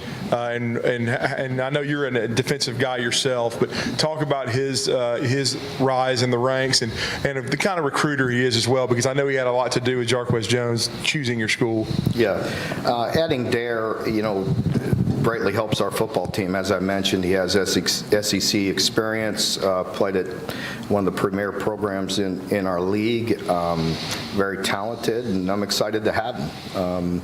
We've had good offensive linemen. We've going to continue to build on that, and he's been a great addition. As far as John Summerall, he's a fantastic football coach. Okay, that's good. Let me just say, too, for the record, that wasn't me breathing into the microphone. That's the media person, whomever is next in the Q&A. They hand the mic to him, and it's not off. And he's sitting there. Should know better. He's sitting there breathing into it, and that's we're getting to hear that on chewing gum, spitting. Live coverage from Hoover. Oh, you get but there's a behind the scenes for you. Yeah, guy breathing into the mic. It's definitely behind the scenes. All right, flip it over to the phone line, Davini Equipment phone line real quick. Jay in Baltimore, line 1. What's up, Jay?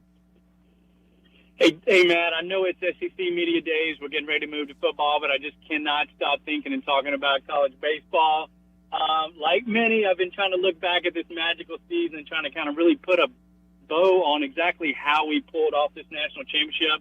I kind of want to get your perspective on what you thought was the most intriguing thing about this team, and I want to set you up with 3 ideas or 3 thoughts or 3 key points that I was looking at. Look, we didn't lead the league in any of the sexy stats like home runs, RBIs, and average. But what we did do, of course, is, as we know, we struck out more batters than anybody in the SEC. We struck out less as hitters, And then Bart and Charlie talked on their most recent podcast about the number of times that we advanced runners from third base was number one in the league. And in fact, 201 times they advanced runners with an out. When you look back on this season of those three, features right there, what do you think is going to define this team when we look back? Yeah. I honestly think, offensively, the last thing you're talking about there, the competitive at-bats, the competitive, productive outs, they were as good as, or better really than anybody in that category, but it's not something that jumps out at you, so it won't be what they're remembered for. That team is going to be remembered as a pitching staff that struck everybody out all year long. They're going to be remembered as the swing and miss pitching staff. They're going to be remembered for Will Bednar's performance in Omaha and Tanner Allen throughout the year and his big swing against Virginia there. I really think that's kind of what the team's going to be remembered for. I agree with you. I tell you what, I just always remember there were some times I was nervous, but just listening to you, and you just kept saying the same phrase over and over. This team just finds a way to win. Mm-hmm. And I just, they just seem to always do it in the big moments. Thanks, Matt. Thank you. And we talked about it, Jay, going into the championship, right? Other teams did certain things. You could say that Vanderbilt had the roster, the talented roster. State was the more clutch team. And I'm not so sure that you don't always want to be the clutch team. You're going to win more games if you are the more clutch team. And I don't know how you define it. I don't know what you point to. Everything we talked about is part of it. But you want to be clutch. And that's how you win them. And they did it. Hey, all right, so back to football. We had the countdown of 100 teams. We had Missouri just a little bit ago. They're team number 46 on the countdown of 100 teams, 100 days. My man Bill's got a nice little list of famous Missouri alumni that might interest you. Who are they, Bill? Mm-hmm. Well, I'm going to start out with a Columbus, Mississippi native who we're all going to know. Tennessee Williams went to school in Missouri. Now, help me out. Who's Tennessee Williams? Tennessee Williams, the writer? Cat on a Hot Tin Roof. All those, right. Yeah. Okay. See, that's how uneducated I am there, Bill. He's a famous writer. Okay, got Tennessee Williams, yeah. They're going to start texting you now. You'll see. And Sheryl Crow. Oh, yeah. Singer. She went to school there. You ever watch Mad Men, Matt? I didn't get into it. I know it was a big deal, though. Yeah, John Hamm went to school there. I know who John Hamm is, though. Yeah. Definitely. Brad Pitt went to school there. You know who that is, right? I know who Brad Pitt is, yes. They ever tell you look a lot like him? No. Okay. Never been accused of that. Sam Walton, we know who that is. Walmart. He went to school there. Okay. Jim Lehrer, they have a very good broadcasting and journalism school. Journalism school, yeah. Mm-hmm. Jim Lehrer was there. Also, Kate Capshaw, an actress. Tom Berenger, an actor. Elizabeth Vargas, another person from the news. Max Scherzer, just watched him pitch the other night. He's a madman when he's up. Mad Dog Scherzer. Yeah. And finally, a fun football player, John Matuzak. Oh, man. Matuzak. Yeah. Mm-hmm. He went to school in Missouri. Yep. There's a few more, but that's the most notable ones. Yeah. You said people would text, and see, we got a little bit of both. Peanut Butter Falcon goes, no worries, Matt. I never heard of Tennessee Williams either. Well, see, that's the thing about it. You got to be Peanut Butter Falcon. You and I, we aren't cultured people, right? Like, apparently. But it's also a generational thing. Okay. Now, I would say I was sort of kidding when I said who's Tennessee Williams, because I know. I mean, I've seen the house umpteen times, knew he was a writer. But I couldn't rattle off the career highlights of Tennessee Williams. And if you say, hey, Matt, have you read A Cat on a Hot Tin Roof? No, the answer is no, I haven't read it. Okay. How about The Glass Menagerie? No, I hadn't read that. How about A Streetcar Named Desire? I've heard of it, never read it. Orpheus Descending. Okay, of those right there, which, by the way, okay, for somebody like me to have even heard of them tells you how famous those literary works are. Oh, yeah. Which one would you recommend I read first? The Glass Menagerie is a good one. Okay. Cat on a Hot Tin Roof is a good one. Okay. So maybe start there. Squirrel goes, Streetcar Named Desire. Squirrel goes, who's William Faulkner? Yeah. Oh, the Ole Miss fans are going to chime in now. They're going to tell you who he is. Yeah, it's about the same way. But the house, you were telling me the Tennessee Williams home, which is on display in downtown Columbus, it's sitting out on the main road, but they moved it there so you could see it. Right, yeah. In fact, I lived in Columbus for a while. And the house was actually like a couple of blocks, I think, south of where it is now. And then they moved it to the main street area there. As you come into Columbus, it's right there on the hill. It says the home of Tennessee Williams on the sign as you come in.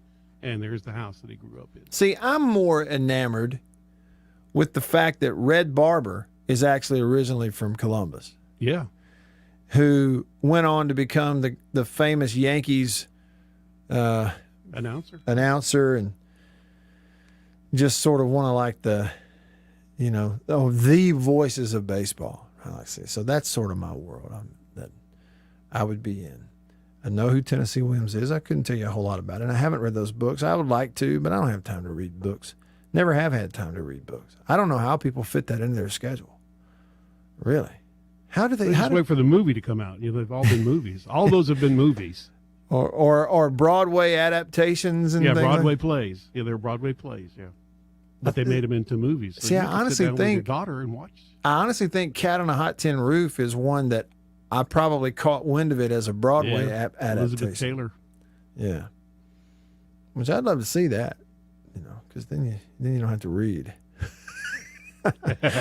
To me, it's just like, I don't know. Cliff Notes.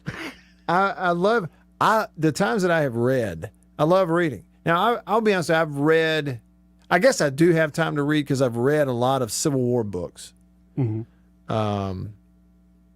But as far as like biographies and autobiographies, those kinds of things, any fiction, I'm like, how do I fit that in? Well, I read most of those in school, Matt. See, they didn't make us read any of that stuff in school. Maybe that's the problem. I went to the wrong school. There you go. I'm just one of these heathens raised in the South, not forced to read. Yeah, I think I was in California when I read most of those, going to school. Yeah, maybe I should try it. I don't think I've ever held in my hand a single William Faulkner book, nor read a word of it. But I get the significance of his fame. I totally get it. I don't think I've ever read a single word of it. Well, here I stand. Here I stand. You still have a chance. It's not over yet. I'll see when I can slip it in. Y'all stick around. When it's more than just your lawn, it deserves the Kubota. After these messages, we'll be right back. For double enjoyment, reach for Beech Nut Peppermint Gum. It sparkles your smile, your breath, your whole sense of enjoyment. Beech Nut Peppermint in the familiar yellow pack. Jeans do come true. Blue Delta Jeans makes the best fitting, most comfortable jeans in the world. Let's dive in and see what we have here. Do what I did. Visit BlueDeltaJeans.com. Find your fit. Just for my listeners, enter discount code Matt Wyatt. Just answer the questions. BlueDeltaJeans.com. Answer the questions. Use this code. Use the code. You're going to get a discount. They are the most comfortable jeans I've ever worn.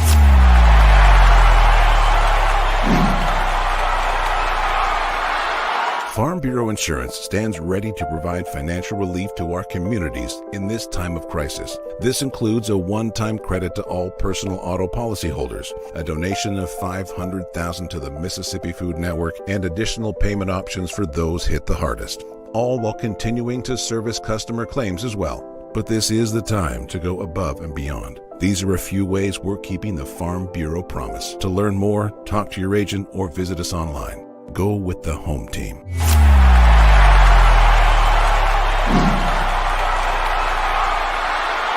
Hey, y'all, let me tell you a little bit about C Spire. New stuff in 2021, including 5G coverage. If you go to their website right now, cspire.com, you're going to see their no bull, which, by the way, I love the Super Bowl ad with the slow motion bull. You're going to see that on the website. But look, they're right. There's been a lot of bull over the years in your wireless bill, depending on if, who you were with. And my experience with C Spire is just like they say, there's no bull. I know what it's going to cost me each month. I know what my coverage is the number one coverage in Mississippi, period, the number one network. And they've got 5G phones that are 5G ready. Now, I have the new iPhone 12 Pro Max. Got it at C Spire. Went and did curbside at my local C Spire location and did the exchange where I traded in my old one, got the new one, and it's 5G capable. And we've got 5G coverage in parts of Mississippi, and it's just growing by the day. So you really ought to check that out. Okay. And in terms of the new phones, you got deals going on those as well. Find those out at cspire.com. C Spire, customer inspired. After these messages, we'll be right back. Every farmer understands their farm can't thrive without some good partners like sun, soil, and rain. And farmers in North Mississippi also rely on another important partner, Mississippi Land Bank, because land and farm financing are Mississippi Land Bank's primary focus. We've grown alongside these farmers' crops for more than 100 years. We understand what a farmer needs, and we know the lay of the land in North Mississippi, and that's where I stand. A lot of people in the equipment world, things kind of go in trends, I guess, if you want to say it. So kind of the first big thing that we look at when we start evaluating our business is going to be our turf equipment. That's kind of the first big push, because once everything, the water dries up and the grass starts growing, this is what everybody's looking to get. We carry the new Wright stand-up mower. Doesn't look like much, but this thing is, and it costs just as much as zero turn. Not a cheap unit at all. I mean, if you go out there and look at that zero turn, this thing right here, I mean, it's got all your components from your big pumps to your commercial engine to your large steel deck. And these guys were the first ones to make the standard mower. Better buy Bird's Eye.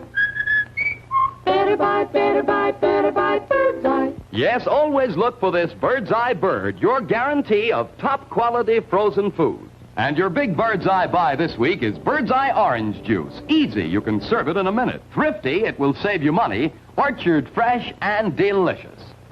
Better buy Bird's Eye. Better buy, better buy, better buy Bird's Eye. Now, if you know your oats and want to feel your oats and taste how good an oat cereal can be, well, you'll go for Cheerios. Great way to start the day with really great eating. That's Cheerios, one of the few foods made from oats. The tasty cereal grain everyone should have at breakfast. Crisp and golden as only a toasted oat cereal can be. And nourishing? Why, a Cheerios breakfast gives you the power protein that grown-ups need to help stay in trim and youngsters need to grow on. Toasted oat goodness, toasted oat flavor, a delicious power breakfast. That's Cheerios.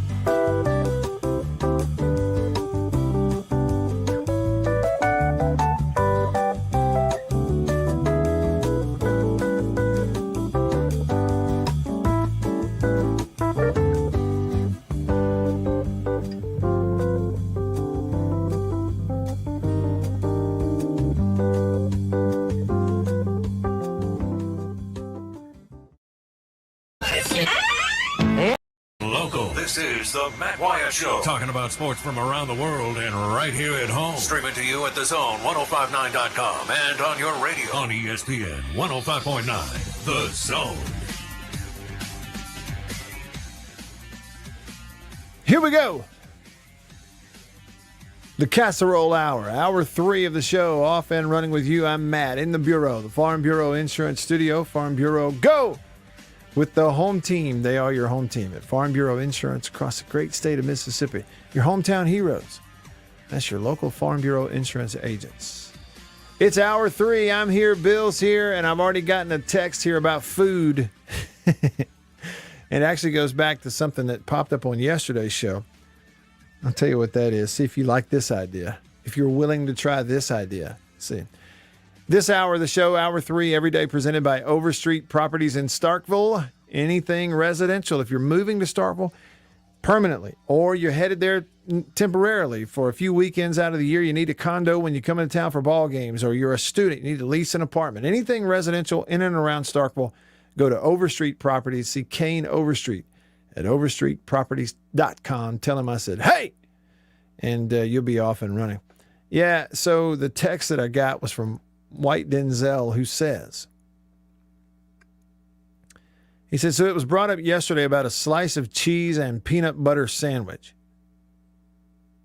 Referencing yesterday when Chris texted us, I think texted or called us. Who the text or call? Anyway, and he said, peanut butter, piece of cheese on it, melt it, heat it up. And I'm thinking, what in the world are we doing? Never heard of that. Wouldn't try it. And then I saw Mr. Rogers one time on his show take a banana, wrap cheese around it, and eat that. Like, hold on a minute. I may be 6 years old, but I know better than that. Anyway, Denzel says that the peanut butter with cheese on it is amazing. He says something else that's amazing. Now, hang on to your hats here. Replace mayonnaise with peanut butter on a sloppy Joe? What are we doing, Denzel? And Chris, come on, man. You realize sometimes less is more. You're already telling me that you are putting mayonnaise on a sloppy Joe? I don't think I've ever done that. What are we doing?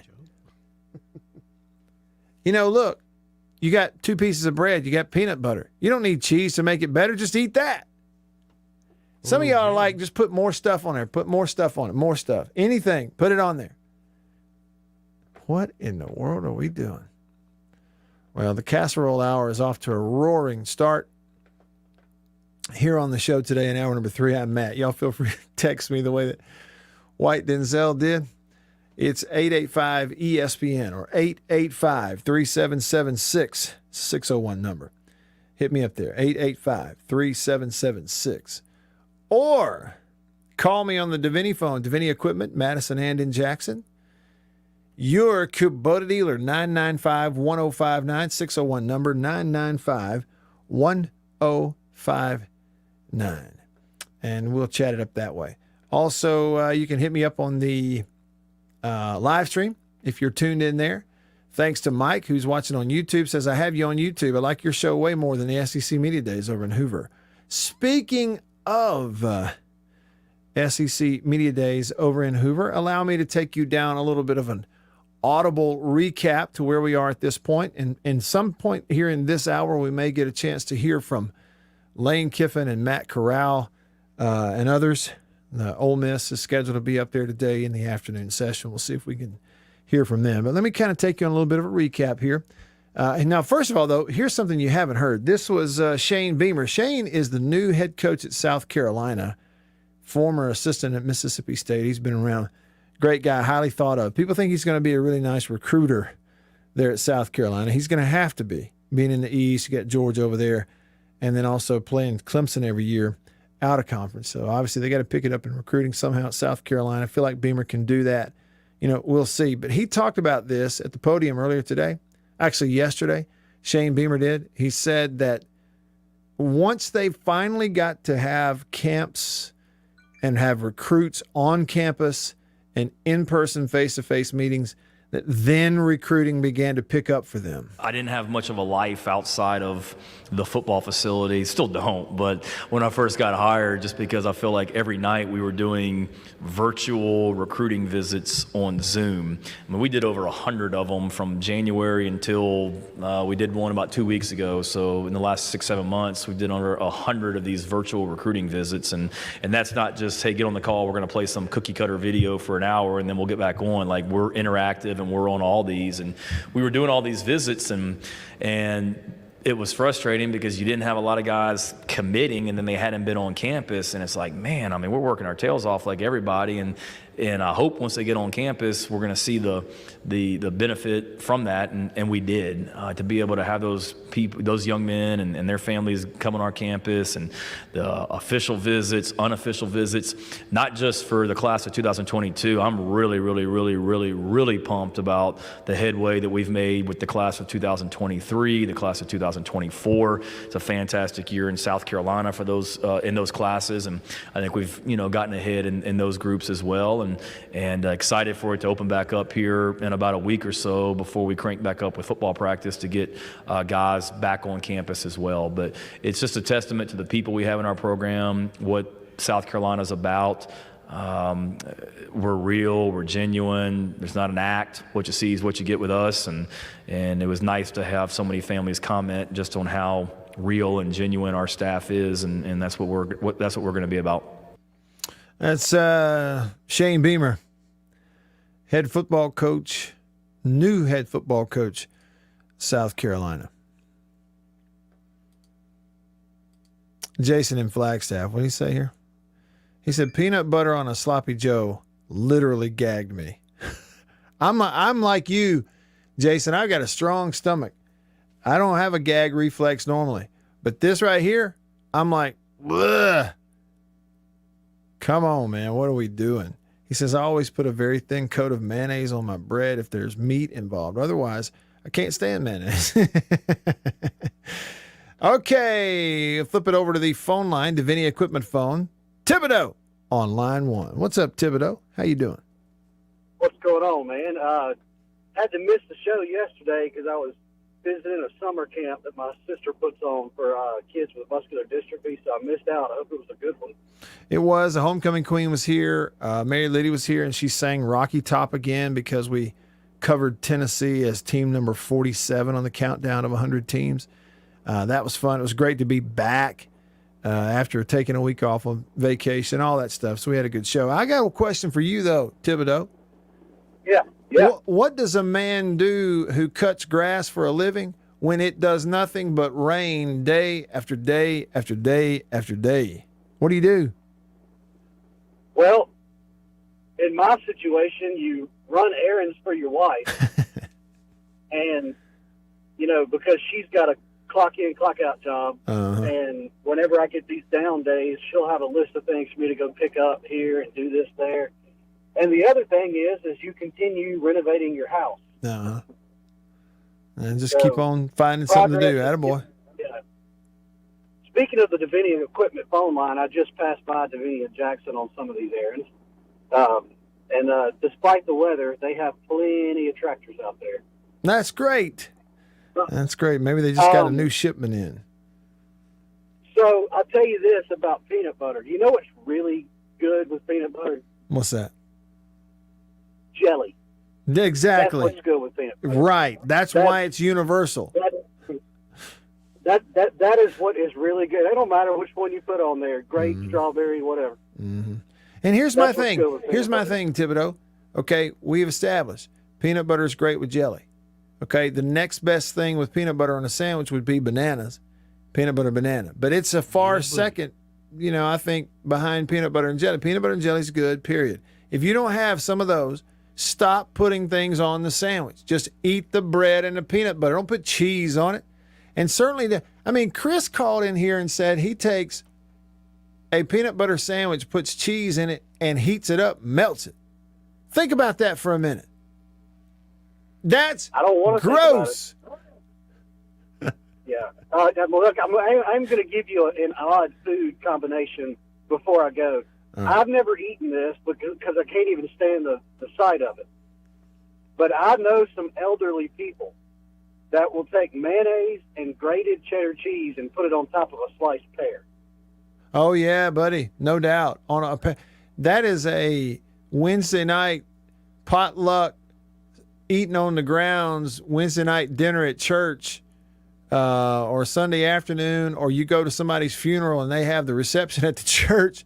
That's a classic right there. Slice pears in half, put some mayonnaise and cheese in it. I will admit I have eaten it. Bill, have you eaten it? I have had that before, yes. It's not that bad. It sounds worse than it really is. I just don't know how to combine fruit and mayonnaise. Well, you don't put a lot on. I just can't handle it. Yeah, don't put too All much. right, guys, on it. have a good one. Appreciate it. Yeah, what do you call that? Pear salad? Is that a? Yeah, it's like a pear salad type of thing. Yeah. That's what's that called? And sometimes you put a piece of lettuce underneath the pear, and you put the pear on top of the lettuce, and you put the mayonnaise, and then you put a little cheddar cheese on it. I'm still laughing at Jason going, I put mayonnaise on my bread if there's meat involved. Otherwise, I can't stand mayonnaise. Scott texted the show, and he said, while you were on vacation, Matt, we all had to listen to Max Kellerman. Lord bless it. Bless his heart. I'm so sorry, Scott. So sorry. I got to do something about that. Josh. Whoa. Look. Hey, Bill, look at this picture that Josh sent us. Yeah, I saw all that food. That is a spread of food unlike really anything I think I've ever seen. I don't know where that comes from, but and then the caption he texted, brisket, ribs, chicken, pulled pork, buns, coleslaw, pickles, etc., all in the same photo. I need to be there. I need to be where that is. And if there's some country pleasing sausage on the end there somewhere. Make it even better. True Maroon said peanut butter is good on Oreos. I could see that. You know, the whole chocolate peanut butter combination, that's fine. Nothing wrong with that. I don't know how we're pairing into getting close to being able to categorize this stuff where like peanut butter's in a certain category that cheese isn't in. But they don't cross those streams. Putting cheese on a banana. What are you doing, Mr. Rogers? Jared said, you're having a really funny ADD conversation with Thibodeau. Yeah. Hey. You know, I'm seeing something else on that table that looks really good. Is that cornbread? Mm-hmm. I love cornbread. Sometimes I get to wanting it and I just make it at home for myself. You ever do that? Yeah, put a little butter on there. You know, Bill, when I make cornbread at home, I have a bad tendency to make it way too thick and heavy. Like, I guess I'm just putting too much mix in the mix. Do it in a cast iron skillet, you know? Mm-hmm. What else we got here? Unnamed texter said a friend of mine eats peanut butter and mustard sandwiches. Well, let me tell you something. Pray for him. You know? Get him a lifetime supply of Maalox. Toddy texted the show and said, white bread and mayonnaise sandwich, pretty good. I mean, okay, you got one ingredient on white bread. That's okay. We can live with that. Kevin, yeah, we talked about that sad news. Cam Akers out for the year, torn Achilles. We mentioned that earlier in the show. Just terrible. Hurt himself working out. True Maroon, you are exactly right. This is turning into Chris Brooks' show. Well, hey, it's a casserole hour. And Chris didn't have a show today, so we'll just do his. Jason in Flagstaff said, one other thing that's good with peanut butter is Karo syrup. Papa used to mix that up and dip biscuits in it. Really good, he says. My granddad used to take Ritz crackers, put mayonnaise on them, and eat them. Hey, we were talking about these old things. Yesterday, Bill, how we talked about, you asked me about putting peanuts in the Coke. And then I asked you if you'd ever had a Coke float. Yeah. Right? Have you ever had cornbread and milk? Oh, yeah, cornbread and buttermilk. Mm-hmm. Yeah, that's how a lot of people do it. Yeah, it came from my great-grandmother used to turn me on to that. I'll tell you what I did one time. I was at my grandmother's house. We're playing outside. It's hot. I'm thirsty. I come running in the house. I swing the refrigerator door open. Whew, reach into the fridge, grab this thing of milk, pour me a big glass of milk, turn it up, take a big gulp, and realize this buttermilk. Dadgummit. You talk about a surprise.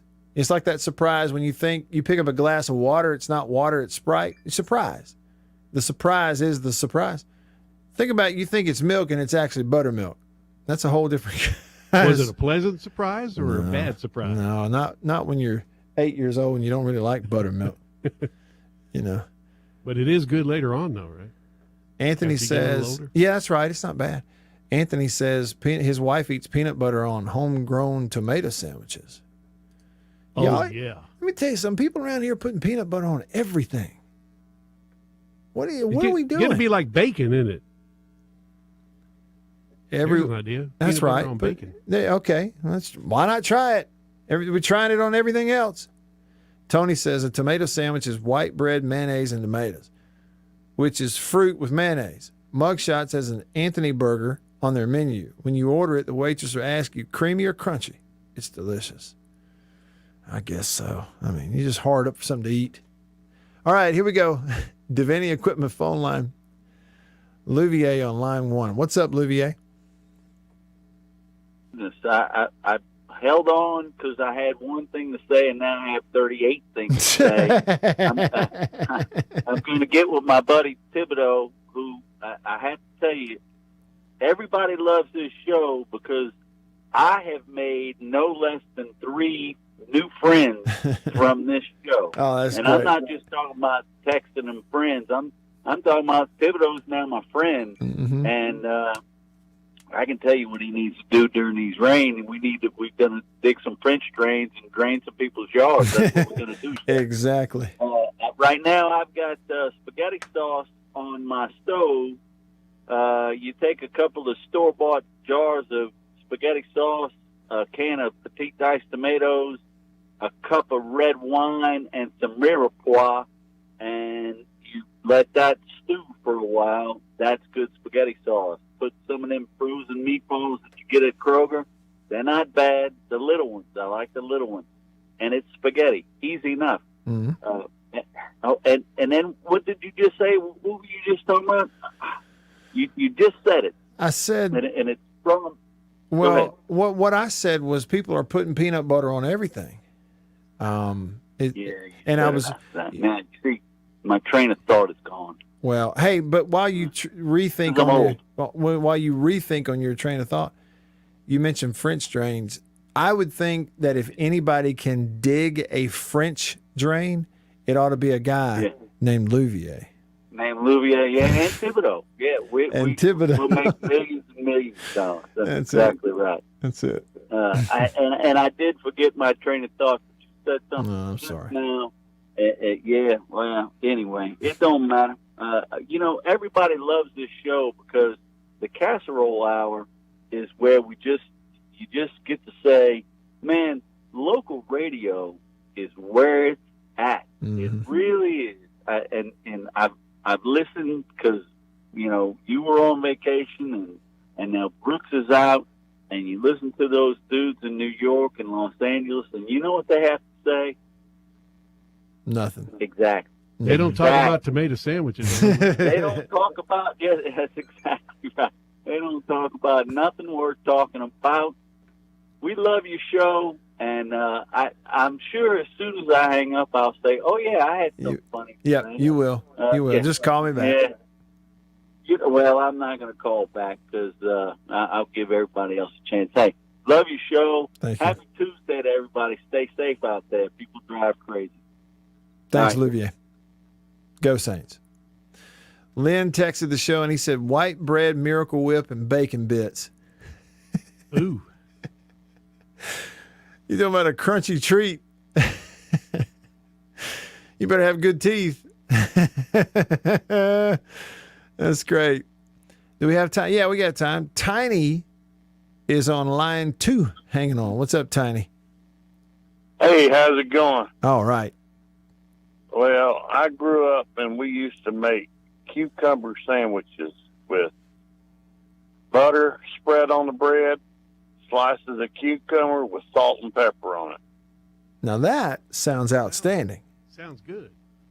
Yes, sir. And if you had some grated cheese put on there with that, and it was excellent. That sounds good. Cucumber sandwich with butter and cucumber on there. Yeah, bring it. Put some bacon on that. That may be good too. Oh yeah, yeah. With cucumbers and some bacon too. Mm-hmm. That'd be awesome. Bacon makes everything better. It does. It does. Thanks, Tony. We used to make, you ever heard of pineapple sandwich? Oh, yes, I've heard of it, and I've had one. Give me your version. With some mayonnaise. Yep. Mayonnaise on a piece of bread with some pineapple. Oh, boy. Oh, now that it's good with a piece of ham on there, too. Ham and the pineapple. Yeah, now we're making a pizza. A Hawaiian pizza. That's a Hawaiian pizza, baby. That's what that is. That's right. That's good stuff, Tiny. Thanks for the call, buddy.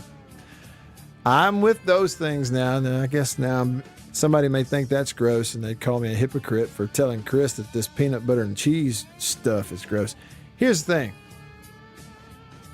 Here's the thing about it. We all have stuff we like, don't like, but here's what we can admit. This is an example that in the southeastern United States, nobody has to feed us. We're going to feed ourselves. Whatever's nearby, we will figure it out. And how much healthier could a cucumber sandwich be? Exactly. Man. Now, I will admit that when I was a youngster, at one point, we tried putting butter on a bread and covering it in sugar. I don't recommend it. Sugar bread. But it'll get you by. Y'all stick around. With the hustle and bustle of being a busy mom, that leaves no time for an injury. That segment brought back some memories of Mom. After these messages, we'll be right back. For double enjoyment, reach for Beech Nut Peppermint Gum. It sparkles your smile, your breath, your whole sense of enjoyment. Beech Nut Peppermint in the familiar yellow pack. Jeans do come true. Blue Delta Jeans makes the best fitting, most comfortable jeans in the world. Let's dive in and see what we have here. Do what I did. Visit BlueDeltaJeans.com. Find your fit. Just for my listeners, enter discount code Matt Wyatt. Just answer the questions. BlueDeltaJeans.com. Answer the questions. Use this code. Use the code. You're going to get a discount. They are the most comfortable jeans I've ever worn.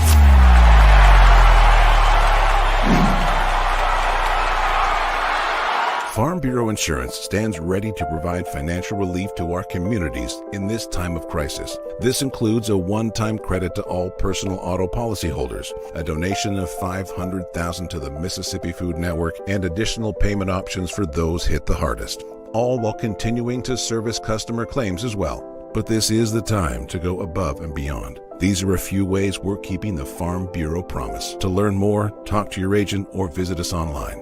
Go with the home team.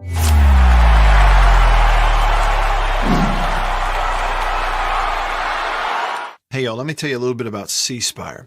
New stuff in 2021, including 5G coverage. If you go to their website right now, cspire.com, you're going to see their no bull, which, by the way, I love the Super Bowl ad with the slow motion bull. You're going to see that on the website. But look, they're right. There's been a lot of bull over the years in your wireless bill, depending on if, who you were with. And my experience with C Spire is just like they say, there's no bull. I know what it's going to cost me each month. I know what my coverage is the number one coverage in Mississippi, period, the number one network. And they've got 5G phones that are 5G ready. Now, I have the new iPhone 12 Pro Max, got it at C Spire, went and did curbside at my local C Spire location and did the exchange where I traded in my old one, got the new one, and it's 5G capable. And we've got 5G coverage in parts of Mississippi, and it's just growing by the day. So you really ought to check that out, okay? And in terms of the new phones, you got deals going on those as well. Find those out at cspire.com. C Spire, customer inspired. After these messages, we'll be right back. Every farmer understands their farm can't thrive without some good partners like sun, soil, and rain. And farmers in North Mississippi also rely on another important partner, Mississippi Land Bank, because land and farm financing are Mississippi Land Bank's primary focus. We've grown alongside these farmers' crops for more than 100 years. We understand what a farmer needs, and we know the lay of the land in North Mississippi, and that's where I stand. A lot of people in the equipment world, things kind of go in trends, I guess, if you want to say it. So kind of the first big thing that we look at when we start evaluating our business is going to be our turf equipment. That's kind of the first big push, because once everything, the water dries up and the grass starts growing, This is what everybody's looking to get. We carry the new Wright stand-up mower. Doesn't look like much, but this thing is, and it costs just as much as zero turn. Not a cheap unit at all. I mean, if you go out there and look at that zero turn, this thing right here, I mean, it's got all your components from your big pumps to your commercial engine to your large steel deck. And these guys were the first ones to make the standard mower. Better buy Bird's Eye. Better buy, better buy, better buy Bird's Eye. Yes, always look for this Bird's Eye bird. On 105.9 The Zone.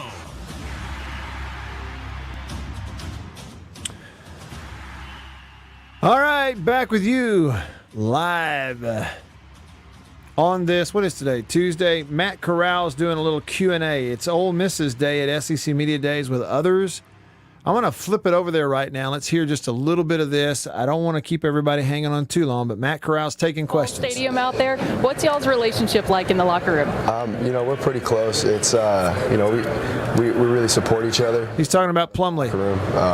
Whenever he needs help with something, I help him, and vice versa. He's a great teammate and a great leader, honestly, and I wouldn't want to be in that spot with anybody else but him, really. Matt, watching you throw the ball last year, it's not every day you see quarterbacks who can throw from all different angles, all different positions like you do, going right, going left. Is that something you learned growing up on the West Coast? I'm from Alabama. We don't play quarterbacks like you that have that type of ability. Is that a West Coast thing? So many quarterbacks are able to do that nowadays, and you're a great example of that. I mean, it's just I just fall back on my training. It's something I work on a lot, just throwing off balance and awkward throws. Because in a game, you're not going to get a clean pocket every single time. You're going to be throwing awkward throws 90% of the time. So working on those and making those your strength is something that I did growing up. All right, so we'll get more from that. It's Matt Corral. He's doing some Q&A stuff over in Hoover at SEC Media Days. That's going on right now as we speak. And then Lane Kiffin, I think he's scheduled to do some stuff. He may be at the podium here shortly. And if so, we'll pump some of that audio in here for you. Right now, back over to the peanut butter and cheese sandwich conversation. It really is true. I'm being honest. Chris on line 3. What's up, Chris? Exactly why I called. I knew it was. Tried it? No, I've never tried it. I got to be honest. I hadn't tried it. Do you like peanut butter? I like it. Yeah. Do you like cheese? I like cheese. Yeah. I also like my belt. I also like my belt to fit. I just throw that in there. Well, I will say that I haven't ate that since I've been on this diet and I've lost all this weight. Attaboy. So, but I can't eat carbs, very many carbs anyway, so I can't eat bread, so yeah. I can't eat that no more. Gotcha. But also, too, you're going to say that I'm disgusting when I say this, but I also used to like, when I was younger, to put cheese on donuts. Come on, man. What? I'm serious. Cheese on a donut. Everybody used to say I was weird. I was one of those kids, when they go up to the drink machine, I'd mix everything up there. So you made what they call the suicide. The suicide, that's right. That's right. Suicide. And I mean, y'all just turned my stomach. Y'all just turned my stomach, though. So you just Which know that one? You got me back because Which one, though? the cucumber junk. Oh. I hate cucumbers. Do you like I pickles? I love pickles, but I hate cucumbers. Well, that's a cucumber. Yeah. I know it's a cucumber, but it don't taste like a cucumber. And hey, I'll give you one other thing. My mama makes some great tomato gravy. I love tomato gravy, but I hate a tomato. I cannot stand a tomato. And ketchup is one of my favorite condiments. And go a little step further, one of my favorite soups in the world is tomato soup, and I can't stand eating a tomato. Something wrong with Don't ask me why. Something's wrong with this I'm just telling picture. you, I know there's something wrong with it. I know there's something wrong with it, but it's just the way that I've always been. Hey, so I'm Bill, one of them weird eaters. Bill, let's soak this in now. This man just told us that he loves pickles and hates cucumbers. That don't make no sense. It makes no sense. Hey, Chris, we appreciate you, man. Thanks for the call. Drug Dog on line 1. What's up, Drug Dog? Hey, Matt, just driving in from out of town, and I wanted to ask you, did you ever have a hoedown when you were growing up? You ever heard of that? If I did, I wasn't aware. What is it? Well, I grew up in the Delta in Greenville, so it was cornbread. You had the Navy pinto beans, the white beans, and you could top it off with ketchup or chow chow. And that was a staple at my house. Buddy, I would say had that. I would say bring that on. Bill, you've had it? I've had that before, and it is really good. I am a sucker for Navy beans, pinto beans. I mean, the white Navy beans. You give me those, and I'm happy. I live off of them. I'm like, hey, Bill, I'm like Trinity, and they call me Trinity. Yeah. You sit me down with a plate of beans and some water. I'm all right, and I can live on it. I hear you. And listen, a Coke float, that takes me back. Mm-hmm. You had to have the Yarnell's vanilla ice cream and a real Coke. And you know this, once you pour the Coke in on top of the ice cream, it gives you that foam. Right. That Coke foam. Nothing better. Hey, but You've just taken me back 30 years. Hey, but don't let that Coke foam dry on the side of your glass because you can't scrub it off with an SOS pad. No, you can't. That's why you would eat it. So you'd have the hoedown first, and then have your little Coke float later. And then my mother had, I don't remember if you remember the Goo Goo clusters. She'd keep those in the freezer. Freezer. Yeah. Oh my gosh. Mm-hmm. Amazing. Right. Anyway, man, enjoy your show, man. Just want to share that. Thanks. Appreciate it, Drug Dog. Man, a hoedown. hungry. I mean, corn. I didn't know that's what they called it, but I've had that before. Cornbread and pinto beans with chow chow. Chow chow. Look, I want some of that now. Yeah. This very minute. Those people in the Delta, we need to hang out, as they say. Okay. There's probably a restaurant up there that makes that, Matt. I guarantee you it's on somebody's menu. We need to find it. Okay, some of the other things coming in on the country, please, in text line, 885-ESPN. Unnamed texter said, Ritz cracker with peanut butter. Put a hamburger dill pickle chip on top of it. Sounds gross, but it's good. I mean, we'll eat anything. Free American said, I told my 3-year-old what a Coke float is a couple of weeks ago. I don't understand. Free American, I don't understand the text. I'm trying my best to read it, but it didn't make any sense. So you check it and make sure I'm seeing it right. Jared said, weirdest snack combinations I've had that are good. Tortilla, hops, and Nutella. It's like a Kit Kat, he says. And then he says Nilla wafers and French onion dip. What? See, now, Jared, that's something that a broke freshman in college eats when he runs out of ramen noodles. Nilla wafers and French onion dip. He said, somebody said peanut butter and bacon drizzled with honey. Whew. That sounds good. It does sound good. Like I told you, bacon makes everything better. Denzel, thank you for the pictures. White Denzel sent us pictures of Jackson State's new football helmets. Hey, Denzel, tell me this. Are you getting those off of Twitter? Is it from an official Jackson State account? Has somebody already tweeted that? Because if not, I would like to save the pictures and send them out and tell them that you sent it to us. But those are sharp. It's a silver, if this is true now, he's saying it's Jackson State's helmets. They are silver chrome, navy blue face masks, a giant tiger claw like on one side, and on the other side, the letter J with the words in the middle, I believe. Okay, and you're getting it from Nick Newhouse at 16 WATP on a Facebook page. Great.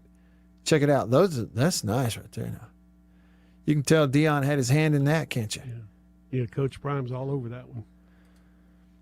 Peanut Butter Falcon said, as an expert in my field, I reject peanut butter and cheese. Louvier says, knowledge is knowing that a tomato is a fruit. Wisdom is knowing that you don't put them in fruit salad. Hey, you know what I like that I very rarely make for myself that I really like? It's just like a homemade Greek salad with nothing but vegetables and olives and olive oil in there. You ever had that? And what is that? What kind of cheese they put in that Greek salad? What is that? Is it blue or feta? I bet it's feta. I think it's feta. Yeah. Feta. It's better with feta. Yeah, because I don't like blue cheese. Has you feeling blue? Makes me blue. Now, David texts us, and I don't know if he's talking from experience or not, but he says peanut butter and cheese is double constipation. Now, David, David, can't speak from experience. Maybe you are. Dog Tired in Florence says cornbread crumbled in a glass. Pour in some molasses and fill the glass with milk. Gracious alive. How many laps you gonna walk after that one? No, let me rephrase that. How many laps you gonna have after that? Jason in Flagstaff said, I agree with him there. I love ketchup, tomato sauce, but I hate tomatoes. I think it's a texture thing, maybe just being bland without the seasoning. Several years ago, I got into a deal where I just started eating tomatoes like they're going out of style. I slice them up, put salt and pepper on them, just eat them. I haven't gotten to the point where I eat one like an apple yet, but I'll slice it up, put salt and pepper on it, and eat it all day long. Oh, what a tangled web we weave.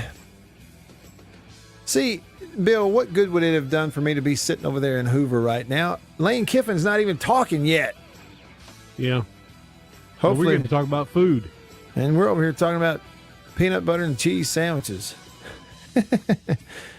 All right, maybe Lane's next. We'll see. And if not, we'll still have a good time. I got lots of texts and phone calls to get to as we'll wrap up hour number 3 when we come back. I'm Matt in the Bureau. Stick around.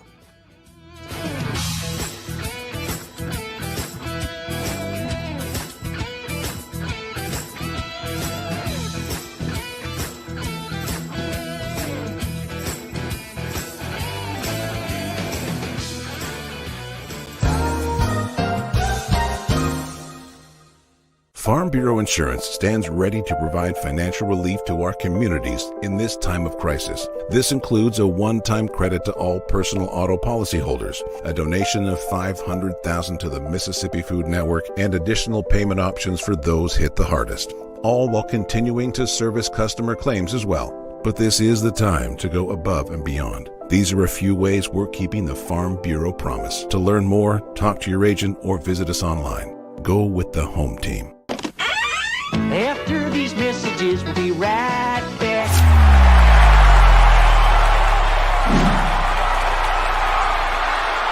We are about to have a fire and cook some sausage. A country pleasing sausage is outstanding. Whether you cook it over a fire or in the house, cook some of this right here. It's green onion flavor, you see that? But this right here is my favorite, the maple flavor. And this is great for breakfast. It's awesome cooking it in the house because it makes the whole house smell good. Oh yeah. Let's eat country pleasing sausage, the best, hands down. If you go to countrypleasing.com, you can actually order this and deliver it to your house. Country pleasing sausage, hands down, the best. Trust me. Divinity Equipment, Spring Ridge Road in Jackson, Highway 51 in Madison. Hey y'all, let me tell you a little bit about C Spire. New stuff in 2021, including 5G coverage. If you go to their website right now, cspire.com, you're going to see their No Bull, which, by the way, I love the Super Bowl ad with the slow motion bull. You're going to see that on the website. But look, they're right. There's been a lot of bull over the years in your wireless bill, depending on if you know who you were with. And my experience with C Spire is just like they say, there's no bull. I know what it's going to cost me each month. I know what my coverage is the number one coverage in Mississippi, period, the number one network. And they've got 5G phones that are 5G ready. Now, I have the new iPhone 12 Pro Max. Got it at C Spire. Went and did curbside at my local C Spire location and did the exchange where I traded in my old one and got the new one, and it's 5G capable. And we've got 5G coverage in parts of Mississippi, and it's just growing by the day. So you really ought to check that out. Okay. And in terms of the new phones, you got deals going on those as well. Find those out at cspire.com. C Spire, customer inspired. After these messages, we'll be right back. Jeans do come true. Blue Delta Jeans makes the best fitting, most comfortable jeans in the world because they are uniquely made for you and only you. Let's dive in and see what we have here. Do what I did. Visit BlueDeltaJeans.com. Find your fit, design a jean, and before you know it, you'll be addicted. Just for my listeners, enter discount code Matt Wyatt, all lowercase, BlueDeltaJeans.com. I just entered, what I knew about myself. I just answered the questions, and here they are. Nice. Yeah, Blue Delta. Just answered the questions, and they fit absolutely perfectly. They couldn't fit better. So just go online, BlueDeltaJeans.com, answer the questions, use this code. Use the code, you're going to get a discount. They are the most comfortable jeans I've ever worn, and I know that you are going to love them too.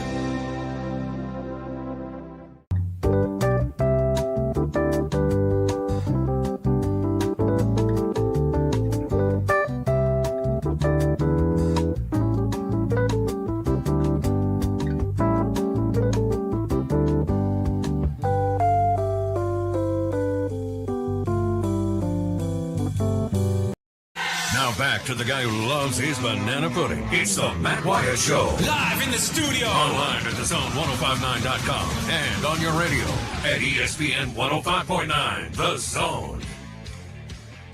All right, here we go. All set to wrap it up with you here today on this Tuesday. Still got a little ways left. It is July the 20th on this day in history. On this day in 1974, they had a stacked lineup on an American Bandstand bill on this day in 1974.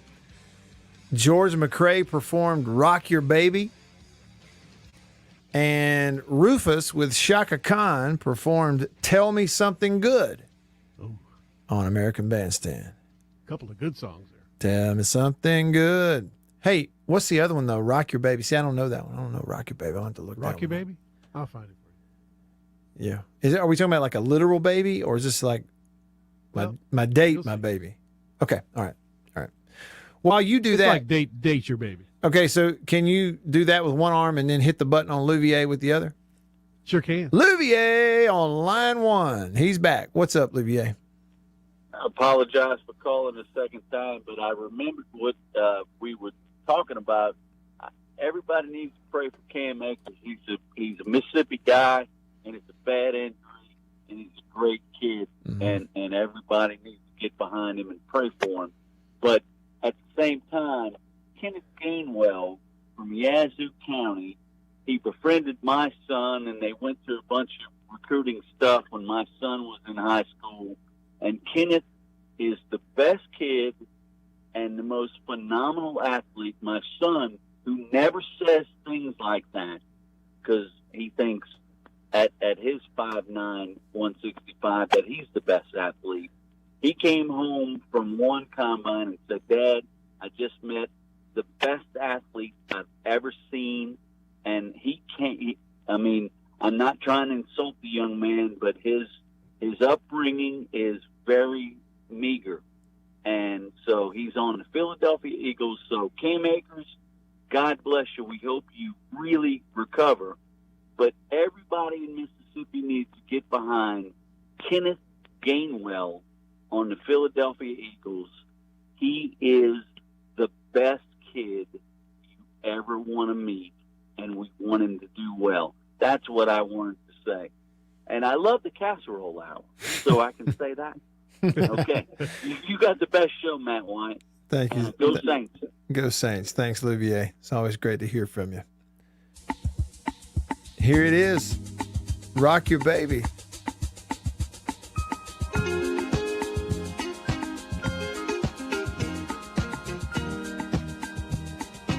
Come on with that. Don't you love it? I love it. It's sexy. Is this where he says, rock me, baby? Rock me, baby. Here we go. Got one of them long intros that just jockeys love to talk over. You know what I'm saying? Okay. It's Gwen McCrae.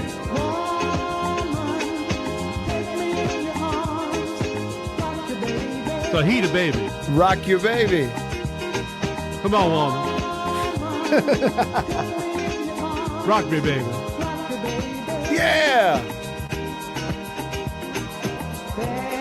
Hey, Bill. They had a heck of an American bandstand that day. Yeah, they did. That was a good one. That and Rufus. George McCrae. Rock Your Baby, and Rufus with Shaka Khan, Tell Me Something Good, all on the same show this day, July the 20th, 1974. Yeah, I got that other one too if you want it. Bring it. Okay, hold on. I'll get it here in a second. Just keep it's on like a casserole, Bill. Put it in there. Just, hey, well, y'all want this? Yes. Put it on my plate. Throw it in the pot, the pan, the dish, whatever it is. Free American with some clarification. He said he told his 3-year-old what a Coke float was a couple of weeks ago. Now all she wants to do is go to Dickey's Barbecue because they have all-you-can-eat ice cream. She wants to go there and have nothing but Coke floats.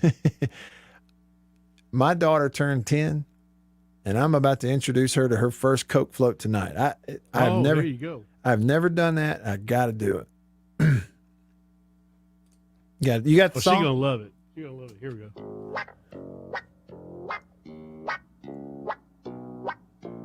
go. Doo-wop. That's not doo-wop. What do you call that? No. The waka. Waka waka. Waka waka.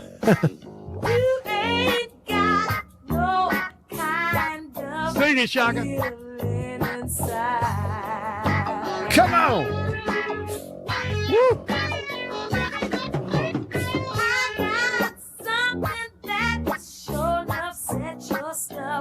Ooh.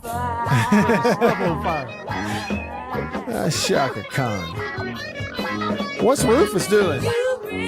Playing the music, man. Okay, so he's playing the band. She's singing. The band is called Rufus. Oh, the band. So Rufus is not just one guy. No.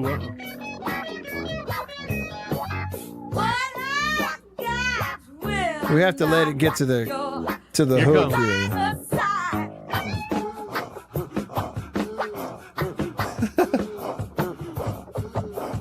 Tell me something good. Come on. Tell me that you love me. I tell you they don't what, make them like that anymore, man. They don't make them like that anymore, that Bill. is so good. They don't make them like that anymore. And the woman could sing. Oh gosh. We just did a throwback from the way back. Man, I tell you what, that's my old radio days coming back there, baby. Yeah, I could tell you kind of got in DJ mode there for a minute. Oh gosh, no kidding. It took me back. We'll do more. Both of those songs took me back. And that's really good stuff. And like I say, yesterday I was introduced to Bazooka with a Z, and now I'm a big fan. From 1975, it was pre-birth for me. That's great stuff. Yeah, that's good. Flowtown Ghost, in regards to the casserole hour, and we just went through all these different concoctions that people eat. He says it's pretty much, let's hear your diabetes concoctions. I mean, a lot of mayonnaise and cheese and peanut butter, a little cornbread over here, a little buttermilk over there, molasses and honey. And that's like I said, I mean, it really fits. We've kind of had a casserole hour today. And look, in the southeastern United States, like we go like, what we got? Bring that over here. Let's put that in there. What about this? I don't know. Pour it on there. See what it tastes like. My mom used to make something she called garbage soup. Mm-hmm. And it's a lot better than what it sounds. She would empty out the refrigerator, everything that was left over. Okay. Throw it all in a pot. Yes. And make a soup. She See? called it her garbage soup. And man, what you talking about? What you talking about? See what happens. Tell me something good. Denzel sent me this. It's the Food Nanny's recipe for 3-bean chili with sausage. And he says in the text that he wants to make this with maple blueberry sausage from Country Pleasin'. 3-bean chili. What do we got here? What kind of beans? Black beans, pinto beans, kidney beans, involves some chili powder, brown sugar, cayenne pepper, salt, cheddar cheese, some onions. I'm there. Look, all those ingredients I just said, you put them in a crock pot, you cannot foul it up. And it'd only be better if you put it in there with some sausage. A few years ago, I got into making white chili with chicken.